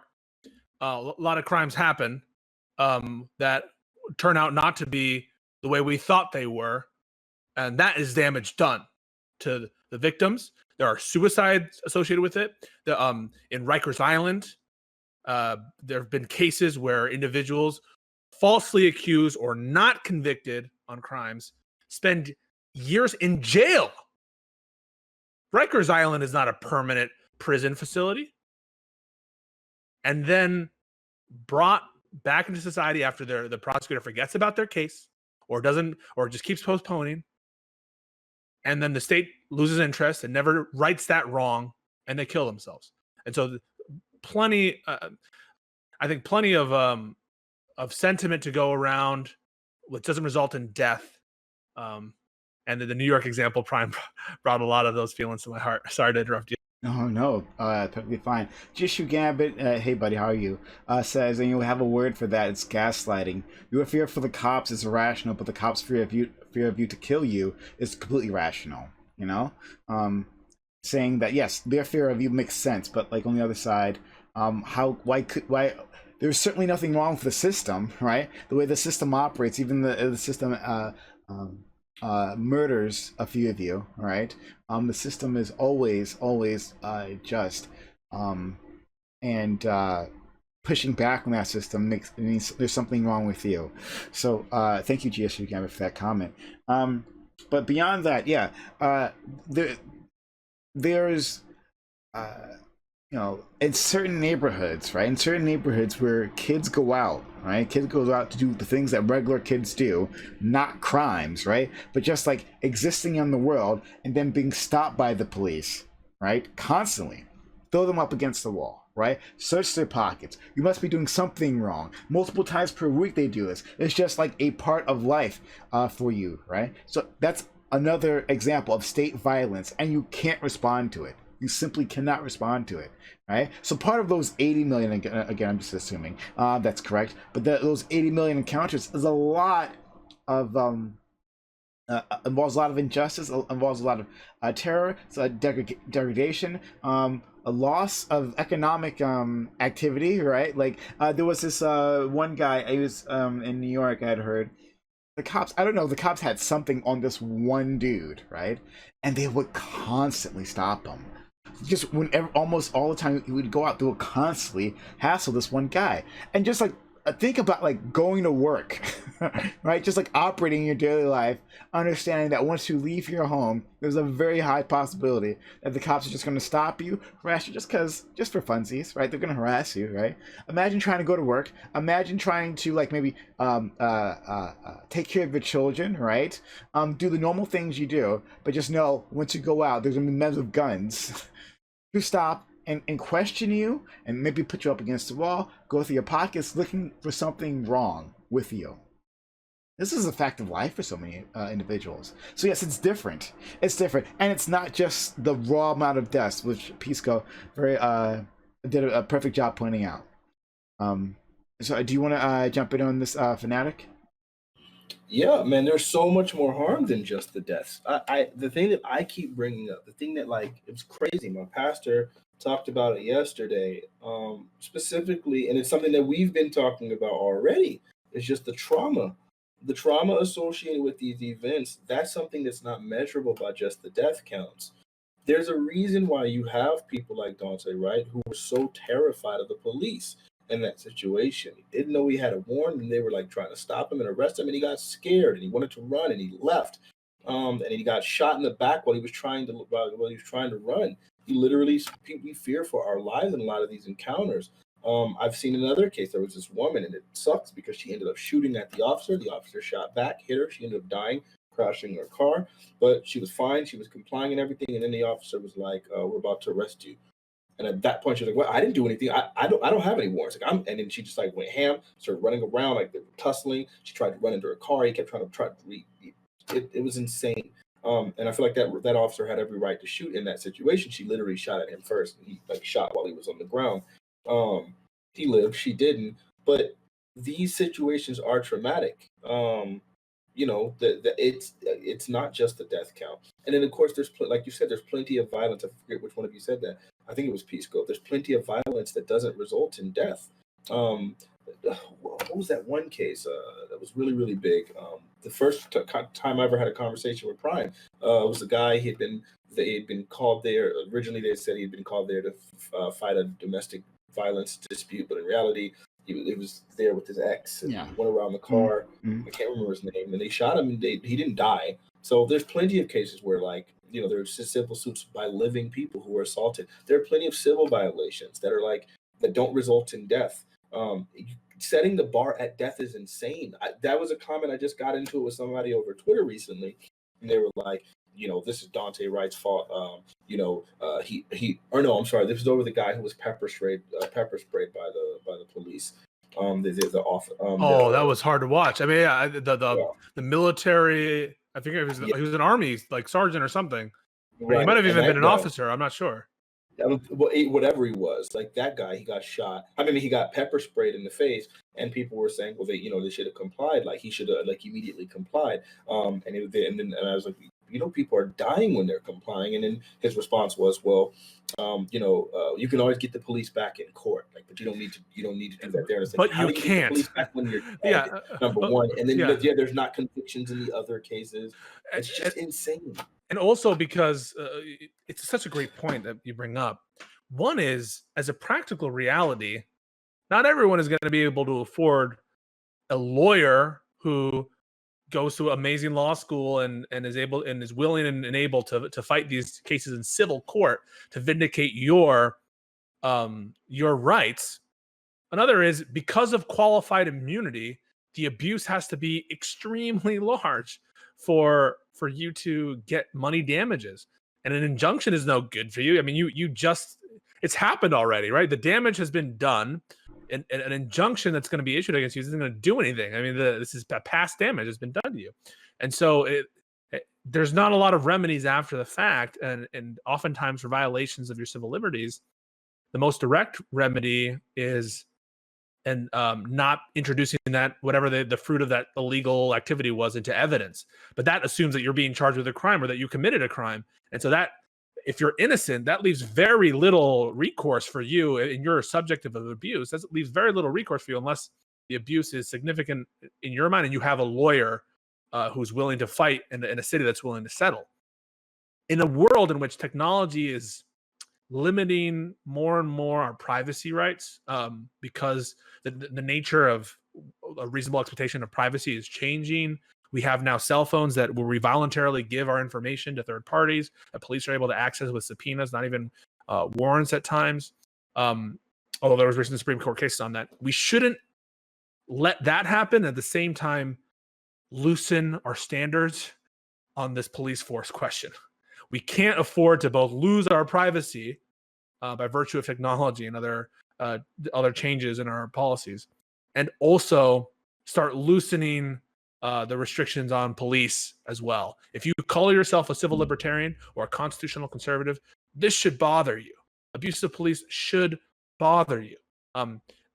I thought it was in the Constitution. No unreasonable searches or seizures. It is an unreasonable seizure to shoot you without cause or to use excessive force. That is an unreasonable seizure. And it's in the Constitution, and you should respect it. Yeah, I mean that's nothing to add there. That's beautifully said. That's literally. It's wild that we even have to address this. I don't know how long we've been dealing with it, but yeah, it's crazy. So, something I also wanted to try, and Fanatiq and I had a bit of a disagreement with this last week, but how useful is this verdict to the larger society? Can we draw any conclusions as to how future cases will go? Like, what does this verdict mean, right? Because I think a lot of people are trying to make a lot and make a little of it. Yes, exactly this. Yes, because I see conservatives be like, this is the end of policing as we know it. Everyone should resign. Now criminals are going to resist every time. And then other people who, like kind of us, were a little bit like, but maybe even more than us, were like, this is nothing. This is, what are you guys? I mean, and they were going to be satisfied no matter what. If Chauvin was found innocent, they'd be like, see, that's America not working for you. And now that Chauvin's found guilty, they're going to say, who cares? It doesn't matter anyway. And so those people, there was no pleasing them anyway. On the question of how this will affect further juries or further cases, one, it's almost like Santa Claus. If you believe it, it's real. And so the fact that cops will know about this case, I think there's a potential for that to change police conduct, in that they know that any use of force might result in huge public scrutiny and cases where you may be found guilty of homicide offenses. That said, he's been on trial for a while now, and we've had other homicide. And I think there's been another homicide today, or I don't know. I can't even keep track of all of them. And so people question whether or not, what are the actual ramifications on how police do their day to day? Maybe not a lot. Maybe that's why we need reform. On the legal precedent, this is not very major at all, because this is in Minnesota in one place. It's a question of fact, not of law. And so this is just, it's bound in the facts of the case.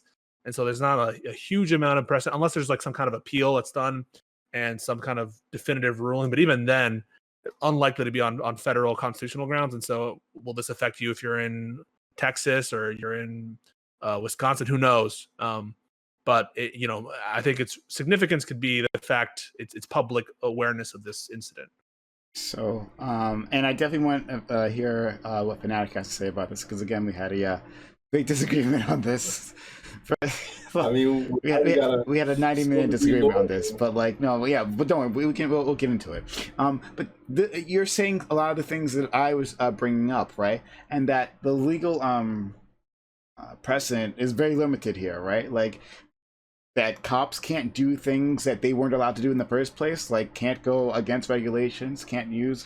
Yeah, like there's no. As a legal matter, yes, but I would think that there's citations to this case would be kind of useless to you if you're in like another jurisdiction, and also even if you're in the same jurisdiction, because this is a factual kind of thing. There is some help here in that this case determined an issue of Minnesota law, I think, or it was done at the same time as a determination was made about Minnesota law with respect to third-degree murder, where in the middle of this case proceedings, there was a ruling by a higher court that kind of said that third-degree murder can be found on certain conduct.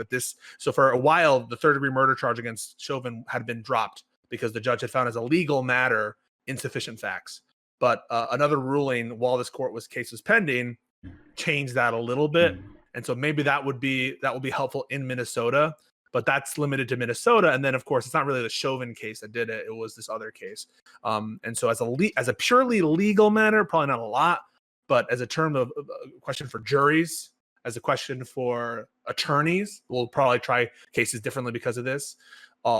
Everything that's not like the law will be affected. And in that way, you could see the quote law being affected, right? Even though that the legal doctrine isn't changing significantly, the actors are changing, and the conduct may change. But again, that's speculation. Okay, all right. On the conduct, okay, and this is something again we argued last Thursday, I believe, and that yes, within the minds of police officers, right, like this guilty verdict may put, if not fear, but just make them reconsider some actions. Looking at this particular case with George Floyd, with Derek Chauvin, right? This man put his knee on this guy's back and then had 9 minutes to reconsider his actions. All right. So this is especially egregious. This is why, like, you had police unions come out against this guy. Oh no, this guy, no, he's a bad cop. This one, like, you never see that happen, right? Because it was especially egregious, and he had time to think it over, and he had people telling him, "Hey, look, you're killing this man, right? You're taking this man's life right now." Okay, great. So there are other cases like that where police have time to think things through, and in that moment, and yes, maybe this will have some sort of effect from them. For how long that will last, that's another thing. I guess it requires one continued guilty verdicts for that to actually stick, right? But on the other side of it is implicit bias, right? That we're all aware of. And that you know as well as I know that so often these things come down to, well, again, I'm fearing for my life. Why am I fearing for my life, right? Is it that there is a weapon? I perceive that there's a weapon, right? Am I more likely to perceive this threat because of his skin color? Well, I think a 12-year-old boy playing in a park with a toy gun, right? Do I think that driving up on him and shooting him dead in 2 seconds flat is absolutely necessary? Because he was a threat. He was a threat, and he wasn't actually. And like he was 12, but like I thought he was older. You know, like all these things come into play, and they come into play in a split second, right? These people don't think. So I don't think it'll help that at all. I don't see how it could, right? So it's kind of an argument against deterrence a little bit, and we know in the context of like regular criminals, deterrence works a little bit maybe, but people aren't kind of marginally deterred that much by like added intensifiers at the end of the matter. So for instance, even though people know that if they get caught with felony murder, like someone dies as a result of felony and they could be convicted of murder, they still commit felonies, even though there's a high risk, right? Especially for inherently dangerous felonies. You would hope that police officers are a little bit more responsive to changes in the law and changes in perception than a typical kind of, I don't want to make assumptions, but criminals may tend to be have less money and maybe a little less educated. And so, and police, you know, their whole life supposedly is the law and following the law. So maybe as a population, you can make an argument that cops are maybe a little bit more responsive to incentives. But I hear that that fear that this isn't really going to change, especially when police aren't thinking about Chauvin when they have their cases in front of them. But maybe Fanatiq has some other arguments why this still may be significant. And again, it could be significant for other reasons as well, not having to do with conduct or the law or anything like that. just as a societal reputational value. And I think all of us have been made a little bit more at ease today, whether or not it's rational or anything like that. I think that you can make an argument that the case has done good and made people a little bit more hopeful, and maybe being more hopeful is correlated with more change. So I think there's a lot going on here, and I'm interested to hear Fanatiq's take on the significance. Well, I mean, I kind of agree with everything Prime said here. Like, we can't know for sure the way everything's going to go. What I would say, though, is that, like, just psychologically, we know incentives do work on average. And so my thinking would be that in this specific case, that there will be officers in the future that will like second guess it. I think the fact that they knew that in most cases that there would be no punishment to them for doing heinous things, I think it does incentivize them to, or it doesn't incentivize them to keep doing it, but there's just with no deterrent, then they were going to continue it. Until anything changes, nothing changes, you know? And so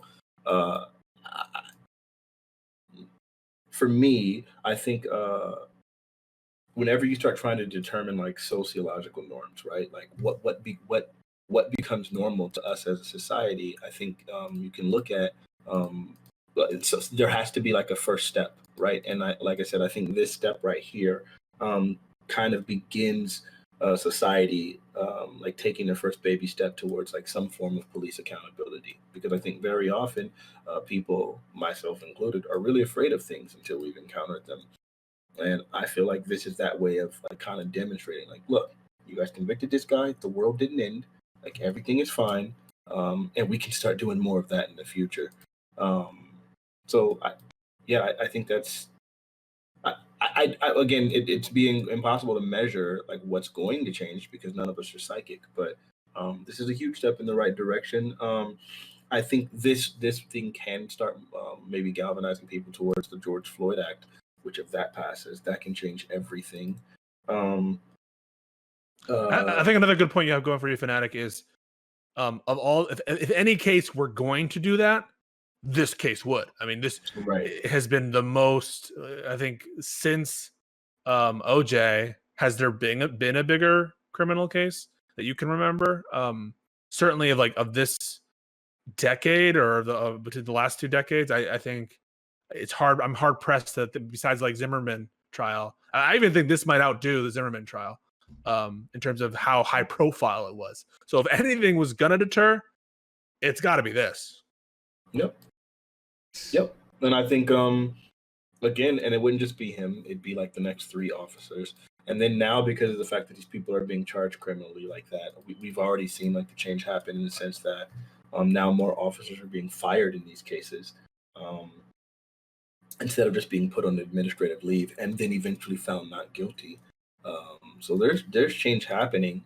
How long lasting it is one question, and no one has these answers yet. We just got to hope that this momentum carries on. So, okay. And this is the heart of the argument that we were having previously. Because I still take issue with what Fanatiq and Pisco brought up on this subject of incentives. What incentives have changed? In the criminal justice system, what incentives have changed? I mean, you're saying that, yes, officers, there is an example, a high profile example of officers, of an officer going to jail, hopefully. We'll see on appeal. Well, being convicted, yeah, which has its own, even if he's eventually like let off, like he's always going to be a convicted, or people will always have in their mind that, and they might have had that anyway. So sorry, just go ahead. No. I just understand what you're saying. Yeah,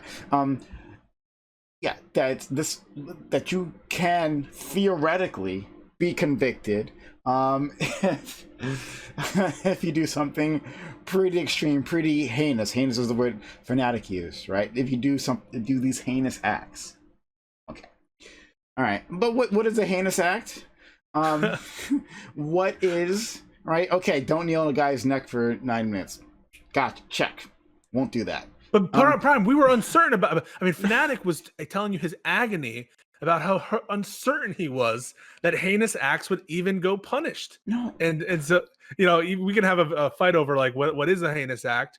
And I don't even think Fanatiq is saying that this will change incentives. I think he's saying that it might, or it might be one thing that but a cop has I'm saying it won't. I'm saying okay. I'm saying it won't. Okay, let me lay it out, because this is again the fight that we're having previously, right? It's looking at the case, right, and not anything but the case, right? The case which ended, not more or less ended with this verdict, right? Sentencing later, but ended with this verdict, right? Within the context of the case, what can this case provide for us? Like the incentive structures of policing in America have not changed whatsoever, and can't change. So when I hear people say incentives, right? Like incentives have changed because of this, that we got this guilty verdict. That's what I have to push back on, right? Are police less incentivized to go into African American communities and Latin communities and throw people up against the wall and search them, right? Harass them. Are they any less incentivized to do that? No. Is the drug war, the racist drug war that oftentimes pushes officers to do that, right? It's at least part of the reason why they do that. Is that over? No. If officers are actually operating on a quota system, right? Like, you have to have a certain number of stops, right? You have to show that, justify our budgets by doing something, right? And where are you going to do this something? You're going to do this in the area of town where the people have the least amount of power. You're certainly not going to hassle anyone downtown who might have connections to the center of power, right? No, that's all still in place, right? And it will be in place after this, right?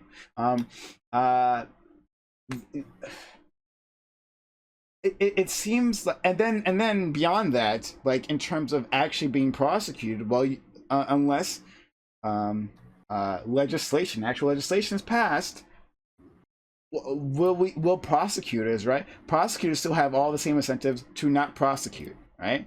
Or to talk. That was part of Fanatiq's argument. To be fair, he said that one of the effects of this case might be to galvanize legislative movement on a bill that was named after George Floyd, and so not I think not just that. Like prosecutors, a lot of times the reason why they wouldn't even like bring these cases is because their numbers mean things to them. Like their success record actually matters, and so then in cases where, like if they've already felt like like we know that we're not going to win these cases, that's already enough to make them not want to try these cases in the first place.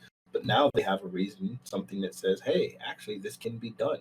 Well, Fanatiq, on that point, maybe I'm a little bit with.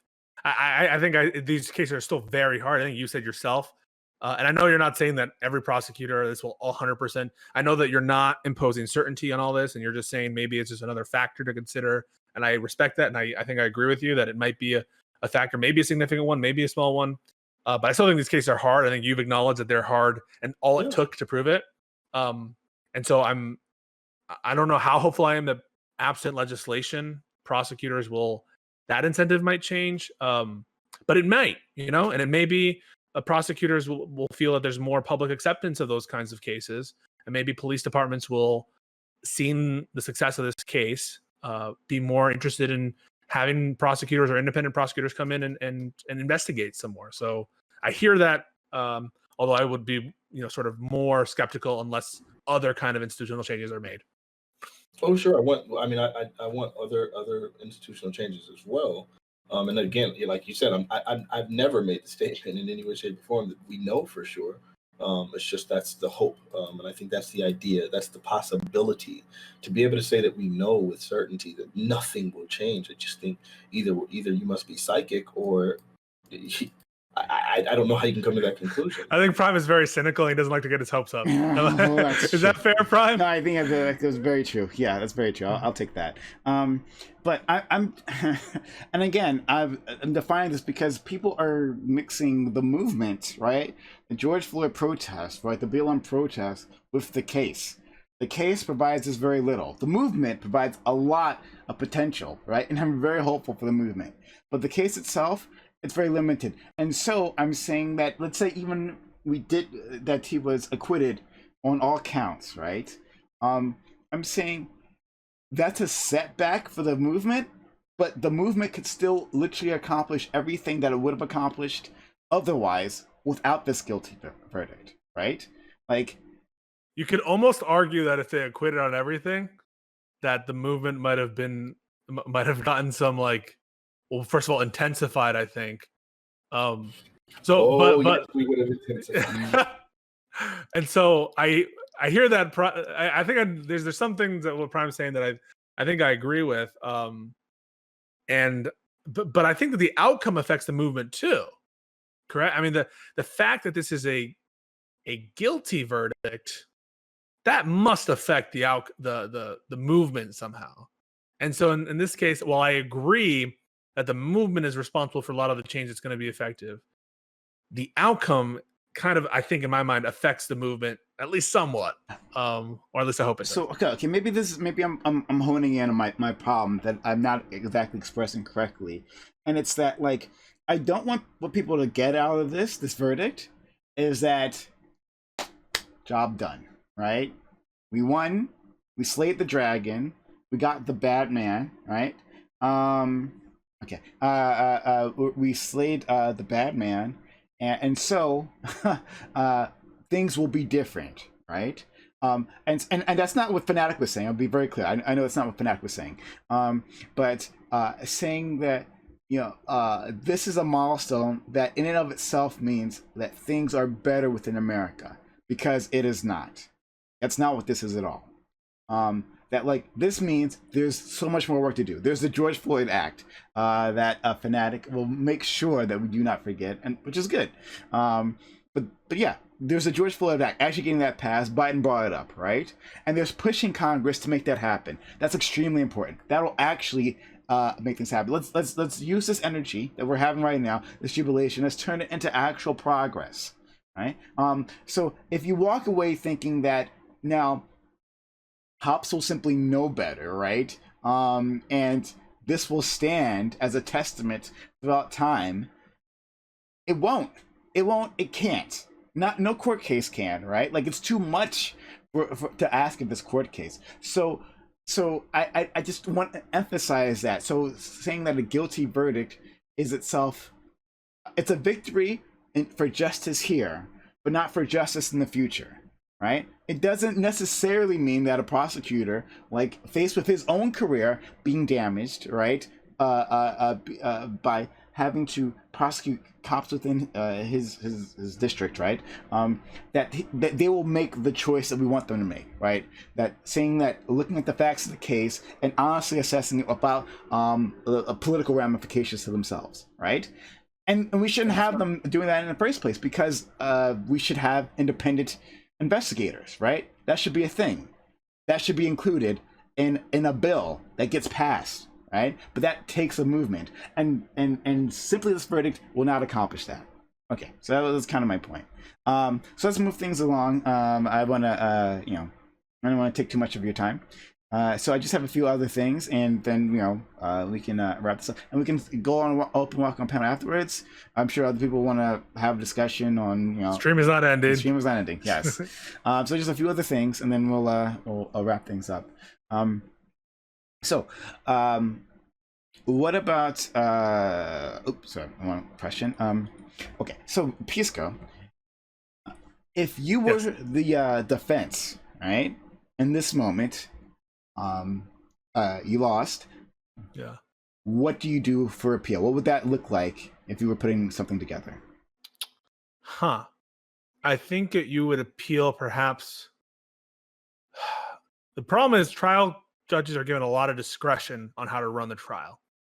And so a lot of kind of evidentiary rulings are appealed or are viewed on a kind of deferential standard, where they have to kind of like abuse their discretion, or there has to be kind of like a clear error or something like that.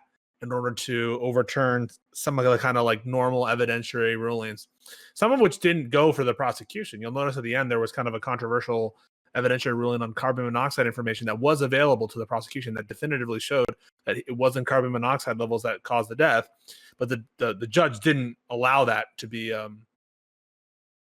included.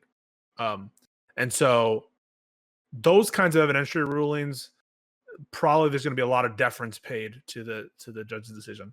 That said, there could be some other things that perhaps are less deference is given to. Maybe the Minnesota Supreme Court revisits. I believe Minnesota is an outlier in felony murder doctrine, where assault is allowed as an underlying felony murder. The fear is that every killing then becomes murder, because every killing or every intentional killing or any like these kinds of killings are almost all assaults. And so that's why in this case, it's like weird to have the premise felony be assault. Because most states, I believe, don't allow that. It's the kind of murder doctrine. So maybe they're trying to, you would make an argument that they should be revisited. The fact that, and if that was revisited, right, the conviction would be overturned, at least on the felony murder, but that wouldn't be enough to overturn the third degree murder charge. They're not going to get much luck overturning the third degree murder charge because of a particularity requirement, which is what they fought about pre-trial, because the Supreme Court seemed to already rule that the Minnesota Court of Appeals had it right. And so maybe you bring the case that no reasonable jury could have come to this decision. But that's a high burden to cross for the defense as well. You're saying no reasonable jury could have come to this conclusion, that these facts were so inadequate for the prosecution that as a matter of law, there must be an acquittal or there must be no guilty found. I think that is a kind of shot in the dark that I don't see that as very likely. And so maybe you throw a lot at the wall and see what sticks. I don't know that there's a great chance on appeal of this being overturned. It's not like there's some big Fourth Amendment issue or search issue that needs to be dealt with, or some kind of due process Miranda issue. They didn't read him his rights, or they interrogated him often as they do to less not police victims, right? They'll have illegal searches or whatever. And then even then, oftentimes, if it's not prejudicial to the case, that'll be okayed. And so on appeal, they can do a lot. They can try a lot. But I don't know, without knowing what their arguments are, I can't speculate on them. But from the obvious ones that I can think about right now, I don't see them being very potentially successful, especially because a lot of them have been dealt with pre-trial, and because the trial judge has so much discretion in a lot of these evidentiary rulings, among other things. And so that really has to be an abuse of discretion there. So that's on the appeal question. I'm guessing the next question might be on complicity liability for the other cops. Well, I was going to get to that. Okay. But before then, yeah. Maxine Waters. Oh, the mistrial stuff? Mm-hmm. Oh. So appeal whether there should have been a mistrial because of Maxine Waters' statements. Well, it goes to show you, one, how not great it is to have these statements that could potentially prejudice. I mean, judges will tell you they want the case tried in the court, not in the media. And so I think that you could potentially even leverage some criticism at Joe Biden for making a statement before the verdict was announced, that there's only like one just verdict. Now, I think that the jury was already sequestered at that point. And compared to Trump, right? I know that no one brought up Trump. I know this is whataboutism and no whatever. I'm just letting you know that these criticisms from the right are just oftentimes very hypocritical, because Trump commented on cases pending all the time and did all sorts of shenanigans with prosecutions and criminality and the justice system. And so I don't want to hear these. Anyone who defended that stuff, I think, has no right to talk about Maxine Waters.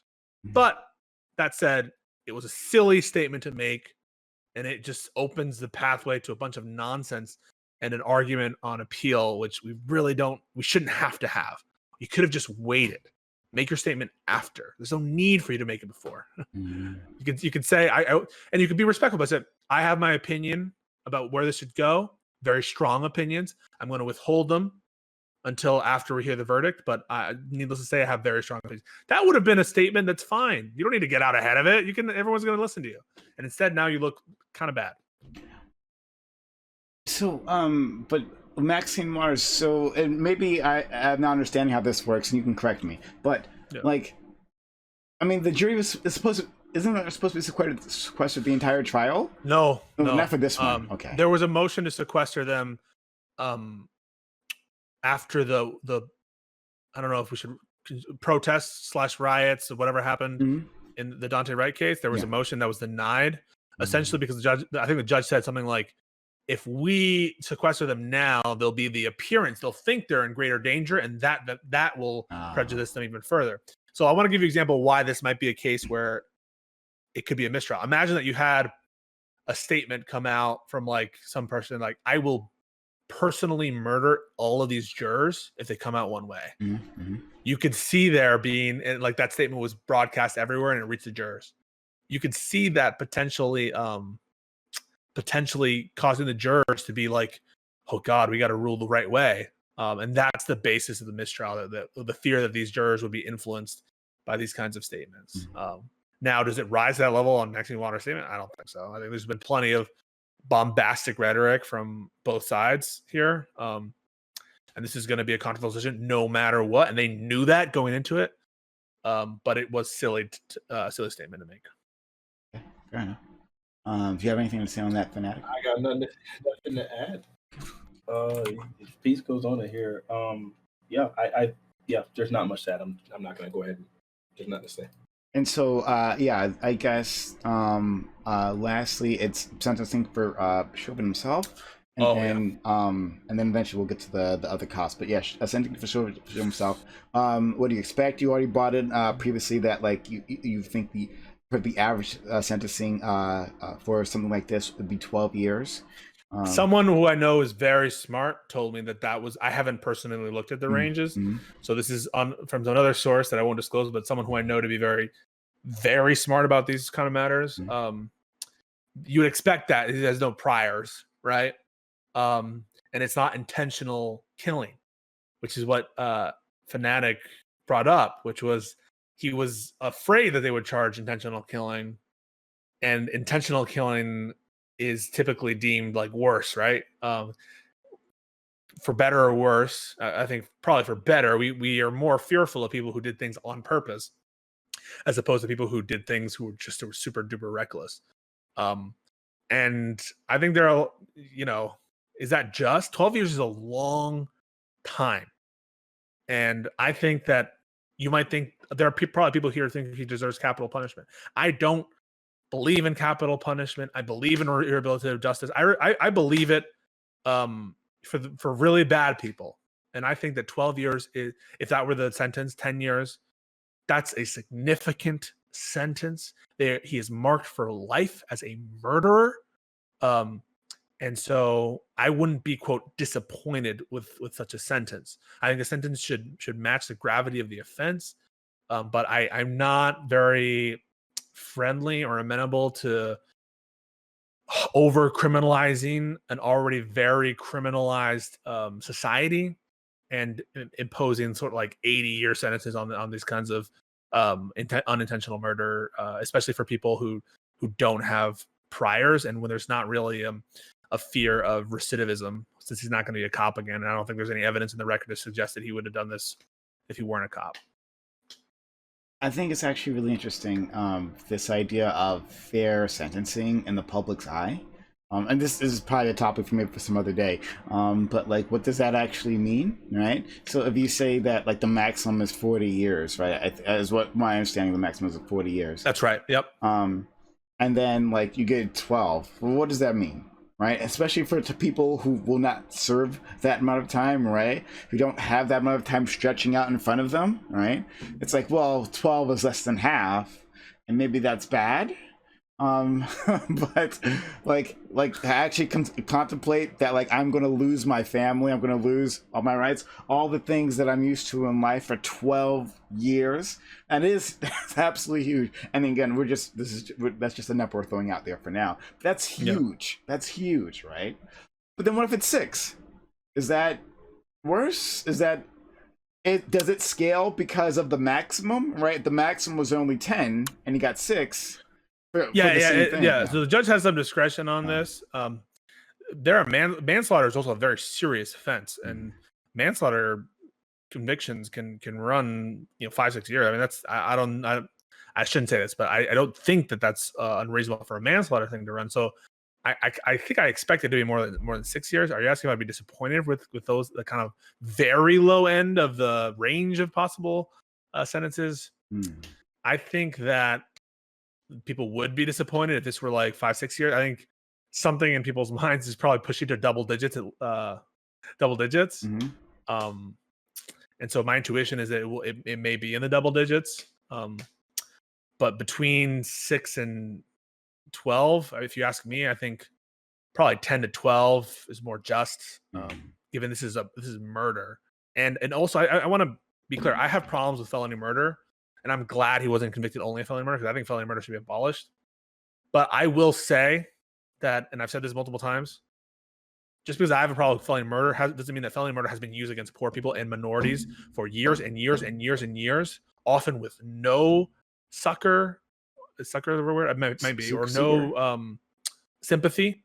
And so, is this really the case where we find our good Samaritan hearts while for decades poor people are languishing away in prison for the same crime for decades and decades on felony murder when they didn't even intend to kill someone? I don't know if it serves sort of a sense of fairness and equality under the law, if now is the time where we find our sense of proportionality on felony murder, which I think should have been found years ago. Pisco, hold on, you're coming over to my side of things. I made this argument about drugs, before, and you argued on the other side of this for me. But just when? Oh, maybe people change, Prime. People change. Okay. All right. Great. But sure. All right. And then I guess the big thing is. Wait. Sorry. I just wanted to say really quick, just like regarding like just what Pisco was saying. Like I agree with like mostly what he was saying. I'm not really a big fan of capital punishment. Same way. I think especially when I feel like we can't really get to capital punishment and things like I can never get to the point of being for capital punishment until we get to some sort of equity in our criminal justice system, which obviously we don't have. We know how disproportionately it's applied to African Americans and not other people. So like there's too many problems there that make me opposed to it. Just in that regard, like maybe in its own merits, maybe I could be swayed one way or the other. But with that being said, can you break down first to me what exactly is felony murder? You use that phrase. So felony murder is a strict liability offense. So you don't even have to prove that I'm reckless with respect to my conduct. All you have to prove is that I committed an underlying felony and that death occurred as a causal result, and you can find me guilty of murder. And often, I'll give you an example. The classic example is you go into a store to rob it. You bring a gun. The gun's not even loaded. It's a fake gun. It's a toy gun, but it looks like a gun. You point it at the store owner, right? There's no chance that this bullet's going to come out of this gun. You never intended. You wrote 1,000 paragraphs. You sent it to everyone saying that I would never kill. You're a pacifist. You're all this, all that. But you, with the intention to rob that person, and that person has a heart attack and dies. And we can prove that he had a heart attack because of a reaction to your presence and your gun. That means that your commission of that felony, even though you love this store owner, let's say, you never wanted him to die. It was a fake gun. There's no bullets in it. You are guilty of felony murder, regardless of intent. No negligence, no recklessness, no nothing. So I call it easy mode to get to murder. So there are a lot of people who have committed felonies, and by random chance, death has occurred. Proponents of felony murder don't say it's random chance. They would say commission of felony leads to situations in which death occurs, and so it makes sense to disincentivize the situations and just charge murder whenever it occurs. But the problem I have with it is it treats similarly situated people differently. So you've been robbing banks all your life, and you never and you've gotten caught a couple times, but just out of sheer luck, no one died. One person decides to rob a bank once, and some guy has a heart attack. They didn't know about it. They were never going to hurt anybody. And all of a sudden you're in jail for 50 years while the serial robber is only in jail for like 20 or something, right? I don't like that. We should charge similar conduct the same. We should be worried about the mental state of individuals. What's their mens rea? And it doesn't make sense to me to it's a height in my mind of arbitrariness to like sort of have the murder conviction for, in more lucky circumstances, would have just been like a robbery conviction. And it's used because for prosecutors love it because it's easy to convict because you don't need to prove intent. And look at it in this case. They did not need to prove that Chauvin intended to kill George Floyd. They did not need to prove that he was extremely reckless. So they did prove that on the third degree charge. All they needed to prove that is he intended to assault George Floyd. And that didn't mean that he intended to harm him. Just he intended to do a physical act, which did in fact harm him. And that's it. And you got murder on murder 2, which is worse than murder 3. And so it's easy mode. And I think it's very unfair. And I think it's very arbitrary. And I don't like it. I don't like it in this case. I don't like it in any case. But I would, people would accuse me of something if I just found my voice for felony murder in this particular case when it conveniences police officers. It's kind of like the free speech doctrine, the shift from a very kind of anti-communist perspective to like a very open free speech in Brandenburg when like the KKK started doing it. It was very convenient for the Supreme Court to be more deferential to free speech when it was the KKK members doing it, but less deferential to free speech when it was the communist people that they were suppressing in early cases. And so you're always going to be accused of that. I don't agree with felony murder doctrine, but I think the conviction was right because he met out all the elements. Right. So it's one of those. Okay. So, because I didn't understand what that was before. Yeah. You won me over on that. It sounds absolutely ridiculous. And it's another thing that I would imagine that would be used disproportionately against people of color. But totally, yeah. Totally, yeah. And you imagine you're in the getaway car, right? You don't even know your friend has a gun or a fake gun. You don't even know your friend has a fake gun. You just know that he's going in there to rob the store.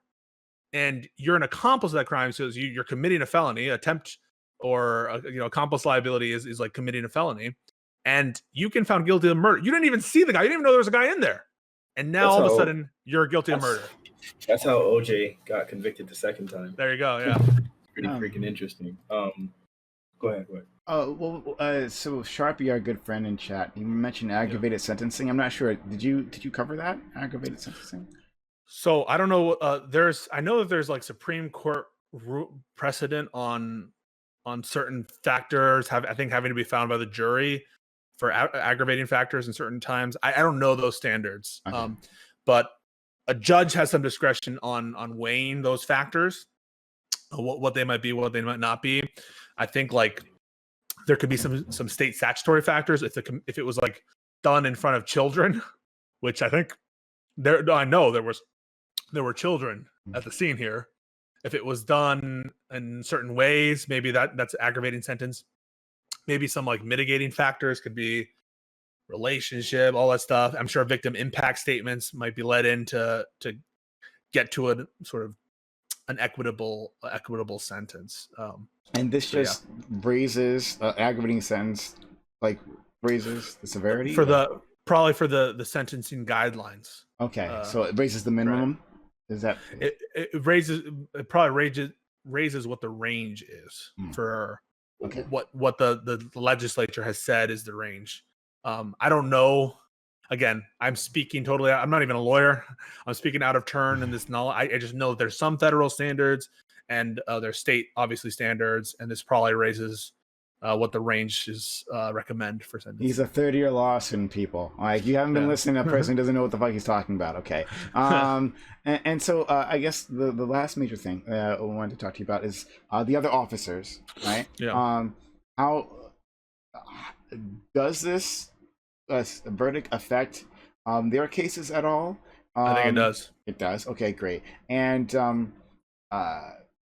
like what can we expect from their trials? Just your general sense of this. Yeah.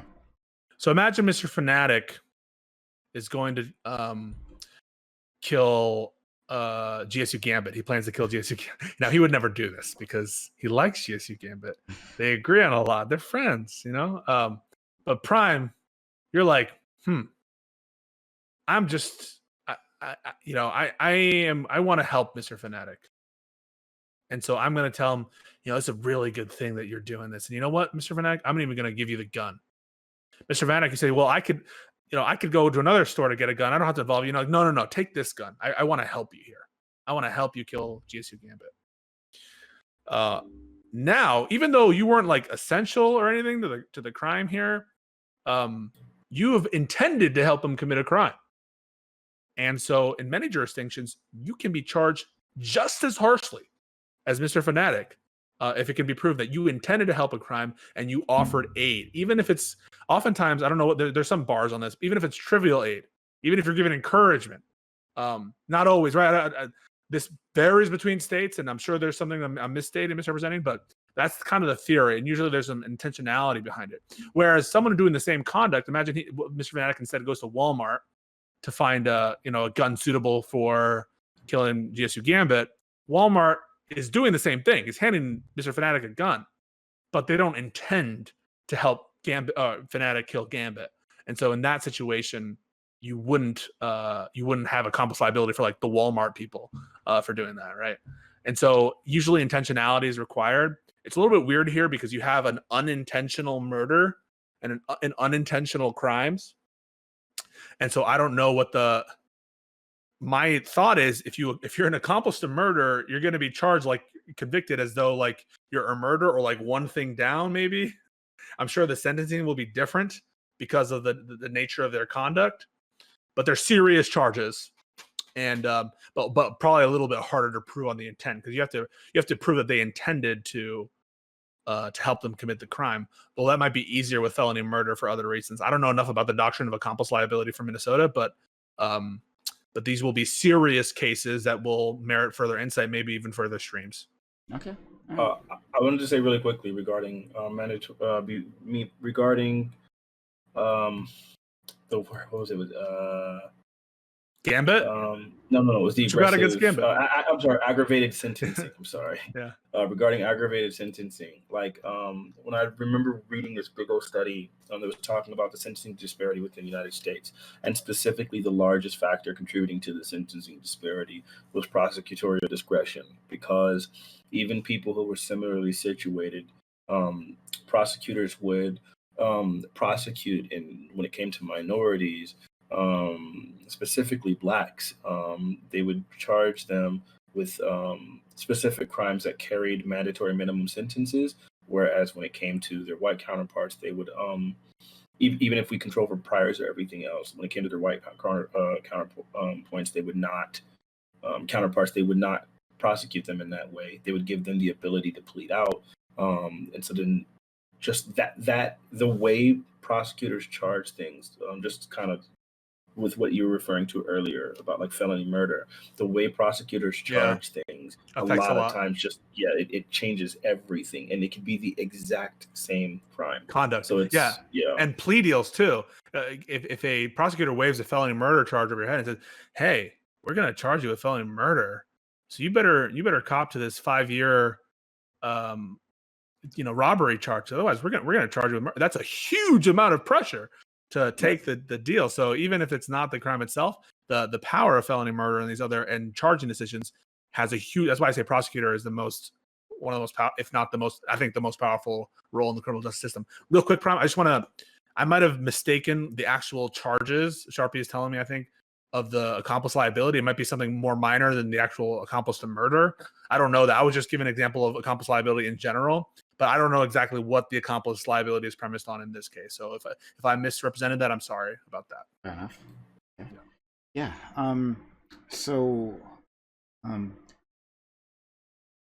Have we heard?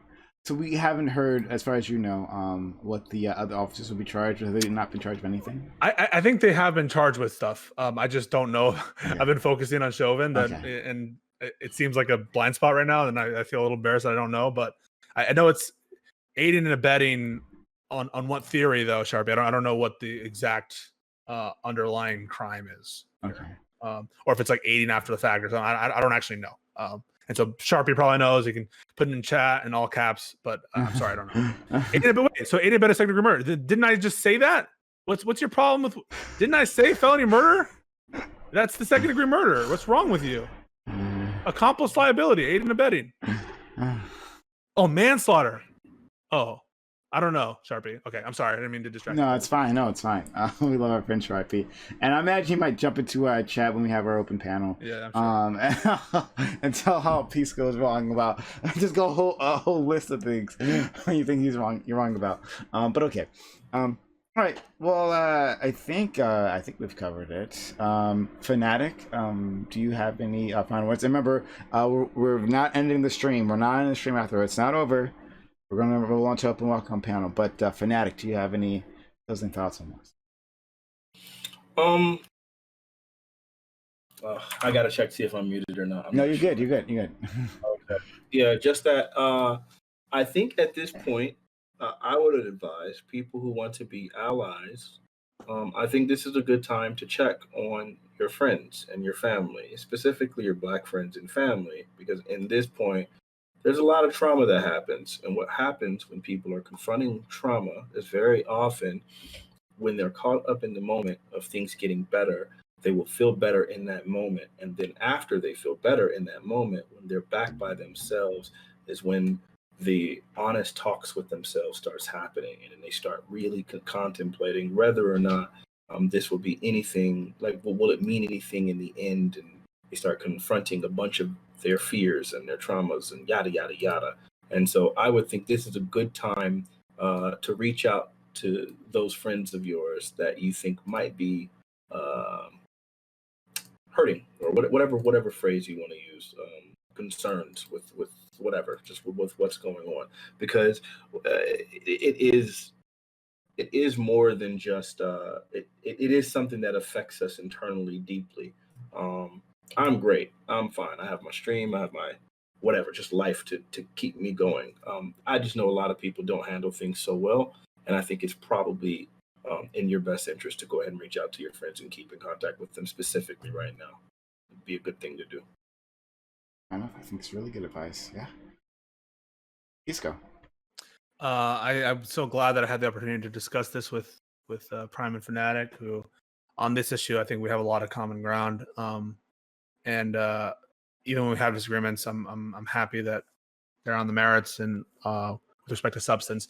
On the case, I think it was a just verdict. I think I felt after seeing everything I saw that Chauvin was guilty beyond a reasonable doubt. As all of us three have mentioned, this is not the end, nor is it the beginning. And so a lot of work is still left ahead of us. But take solace, a little bit of solace, that I think justice was found in this individual case. And let's see what we can do to move change forward, and to set forth good arguments for that change.